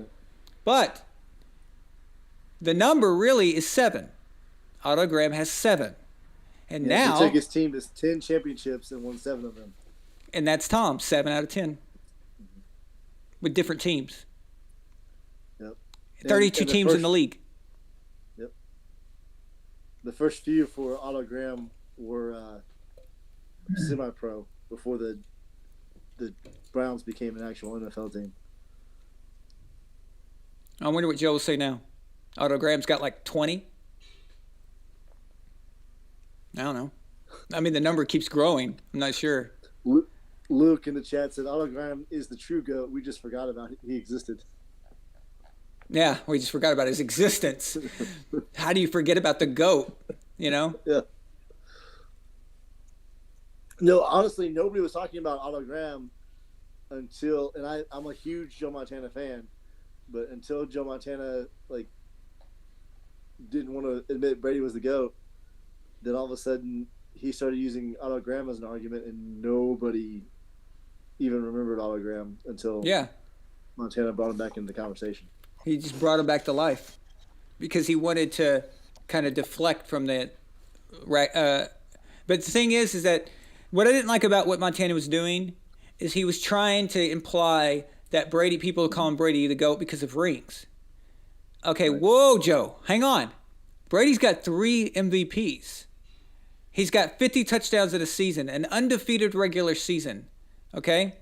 That's all regular season stats. That's quarterback stats. That's not just rings. That's not just team achievements. Those are individual achievements. Those are quarterback achievements. So he's Marino and guys like that, but he's also Joe. Right. And there's never been anyone like that, right? He he's like, it's insane to put those two together. Well, Joe had 2 MVPs, but Brady now has more Super Bowl MVPs than Joe or Terry Bradshaw have Super Bowl rings. Yeah. Tom Brady has 5 Super Bowl MVPs, and it's not like he was the quarterback on the winning team this time. Like the dude went 21 of 29, 3 touchdowns and no interceptions. It's ridiculous. Kevin Godnett. Oh, Kevin. Where you been? I like this guy. He's a Vikings fan, I think. Yeah, he's a Vikings. He was a Vikings fan, wasn't he? Yeah. Yes, he is. But he hasn't been around in a while. He says, haven't supported you in too long, Brady. 7 for a legend. Stills Jordan is the greatest team sport athlete of all time and most clutch defense and offense. And then I saw somebody mention Kobe Bryant. I think Kobe Bryant is is a great player. He's my favorite basketball player of all time, but he's not Jordan though. That's not there. He didn't make it there. But to answer your question that you posed a moment ago is who will they go to next? I'm sure they'll find somebody that's equally obscure. Like they can go back to the time when it was only like Harvard and Yale were the only two college football programs that they might find to pull out some nugget out of. It's one of those films that's all like just cracking and shit, and Right. and the sound is like yeah. I can see that actually. It's true. Or there's not even a film of it. There's only written record. It's in stone tablets. So, yeah. Someone had, I think Mary mentioned Michael Phelps. Dude, that dude, I don't think anybody's going to pass him in the Olympics. I don't think anybody's going to touch that. It's ridiculous. Don't challenge Brady. So, Yeah, Tom Brady's going to go to the Olympics? Tom Brady's going to... Don't challenge him. Bill. Hey, can I point out just one thing? Tom Brady didn't make the Pro Bowl, and Kyler Murray did. Just let that simmer. So There's a lot of Pro Bowl. That's okay because Tom Brady got a ring. Kyler Murray didn't. Tom won the Super Bowl. So Kyler Murray gets the Pro Bowl, which actually was just playing Madden, which probably was more interesting. It wasn't really a Pro Bowl. It's probably more interesting than a real Pro Bowl game. But Yeah, the glitches on the Pro Bowl must have been really great. But first of all, the problem with the Pro Bowl is that it's voted on way too early. Why do you vote it so early? Why not wait till after the season's over? You've still got 4 weeks. You got a full month to figure that out, to get the vote, and then figure out who's getting in. Why were you announcing that shit like in week 11? Well, what is that? How can you even know who's Pro Bowl worthy? Bet you they would wish they could take that back, right? Ooh, somebody just let Ramsey's out of the cage. He's biting my hand. Ow, shit. Stop. Crazy? All right. Why are you wet? Yeah, we got a water bottle now. We spray him when he does bad stuff. He's crazy. This cat is insane. So he was with us during the game, so he was helping. I know that. And I know that See It Twice, his cat was helping too. His cat Mozart. So Kyler Murray. I know Milena. Milena's Kyler Murray. She calls him football baby because he's so little. But yeah. He did have the Hail Murray play this year. Dude, that's all Hopkins right there. Oh, yeah. I'm so tired of people making a big deal out of Hail Marys for the quarterbacks. Every quarterback can throw it in the end zone. That's why you are an NFL quarterback. A Hail Mary is you throwing it up and going, that's why it's called a Hail Mary. Right. It's a prayer. Okay? That is all on the receiver. That is, if there's one passing play that is all receiver, and the receiver should get 100% credit for, is that damn play right there. And they take it from them. All anyone could talk about was Kyler Murray. You remember Aaron Rodgers' Hail Marys? Oh my God, did you see that throw? I'm like, you mean every throw that every quarterback throws for a Hail Mary? It was Do showing you mean unless they're intercepted and they're caught and called an interception? And fail Mary, yeah. But there you go. But it had nothing to do with the quarterback. All quarterbacks can do that. Sorry, but that's a receiver's accolade, and they take it from them, and I think it's bullshit. That was all Hopkins, man. He went up and just snatched it out of the air. you're the Jets. Raphael. he just does not like the guys in his division. Raphael sends a $2 super chat. He says, F the Hail Mary. Jared, did you just use the phrase "to be fair"? Yes, I did. Do you remember that I have a ban on that phrase? Did you forget? But it was in an ironic sense. It is what it is. Ah! No! You cannot say that here.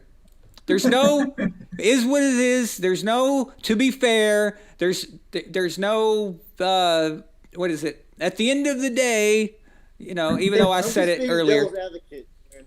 Oh, devil's advocate. I freaking hate that.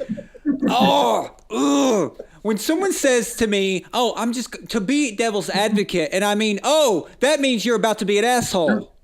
Okay, that's what that means. I'm just playing devil's advocate. Well, then you're related to the devil. Yeah. Okay. Don't tell me something that you don't believe. I don't need you to give me some contrarian response. When I said, to be fair, I believe what I said. Shut up. Just shut up. Just stop it. I hate all of those things. Oh, Mary, needless to say, screw you. But needless to say, I was right in my assertion that Kyler Murray is too small to ride the rides at Disney World. He's really little. That's why she calls him football baby. But she says it affectionately. She wants to put him in her purse. So she's like, "Oh, he will fit in the purse." See it twice. $2 super chat says, "Welcome to Von Allen Sports. No platitudes allowed." Thank you. Yeah, I found out recently that See It Twice hates platitudes as much as I do. So.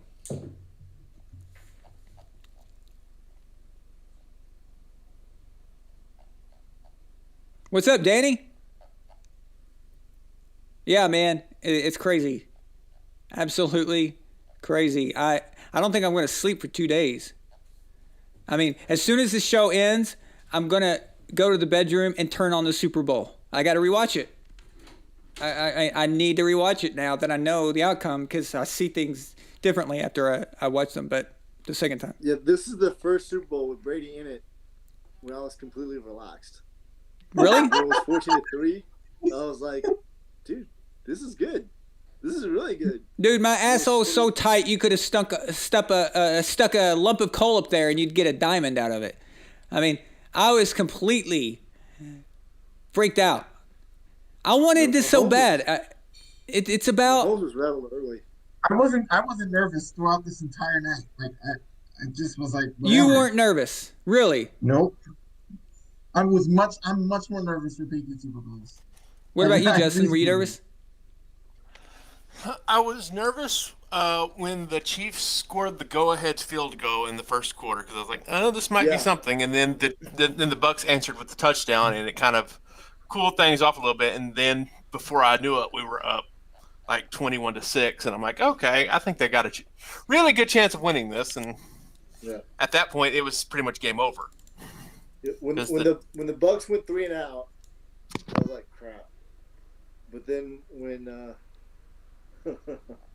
Gronk scored that first touchdown, I was like, "Okay, this can be good."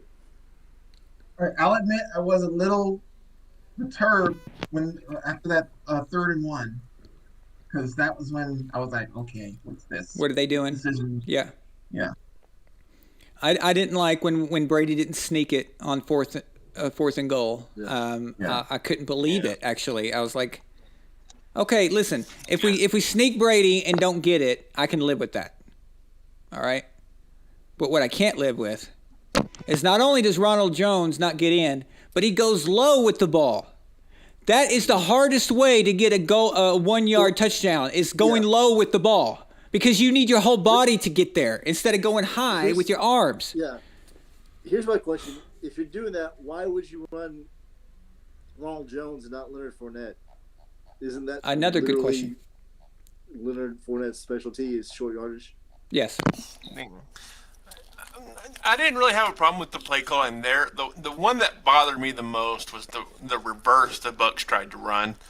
And I'm saying tried to run because it lost like 5 yards. Yeah, that was stupid. I had no idea why they ran that play. All right, guys, I'm gonna head to bed. I gotta go to work in the morning. All right, yeah, guys, it's 9 a.m. here in Bulgaria. The sun's been out for 2 hours.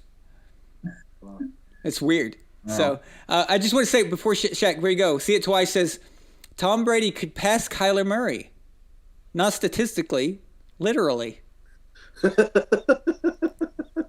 Yeah. So, actually, I think this is a great stopping point. We've been on we've been on here for almost 3.5 hours. We had 200 likes tonight. 206 likes. We had almost 300 viewers. This is the best show we've ever had. So thank you, everybody. I think people got a kick out of it. It was funny. I mean, next time let's not let it get that carried away. But yeah, thank you guys so much. The super chats tonight, all you guys' support has been amazing, and everyone who called in, and you guys, and Justin, nice to meet you, man. We have one more, but Shaq, go ahead and take off because I know you got to work in the morning. See you guys later. Thank you, Shaq. Mr. Toaster 65 sends a $5 super chat, and he says, "Tom's the GOAT, but I'm more impressed that he's bending time this far back. I can't see him playing till 47, or I can see him playing till 47. I've gone on to call him timeless. I know, man. It's ridiculous. Okay." He's been past the age of all these guys retiring for 5 years. You know, guys are leaving. And you know what? Joe Montana did say something recently that I'm really happy about. He was interviewed the other day and admitted, now he wouldn't admit this back then because I remember after he retired, he didn't want anything to do with football. But he admitted the other night that actually in real life he was mad that he retired. And he was regretting it privately, but didn't tell anybody that, but he was disgusted by it. So he was so disgusted that he missed football that he wouldn't he wouldn't watch football for a while.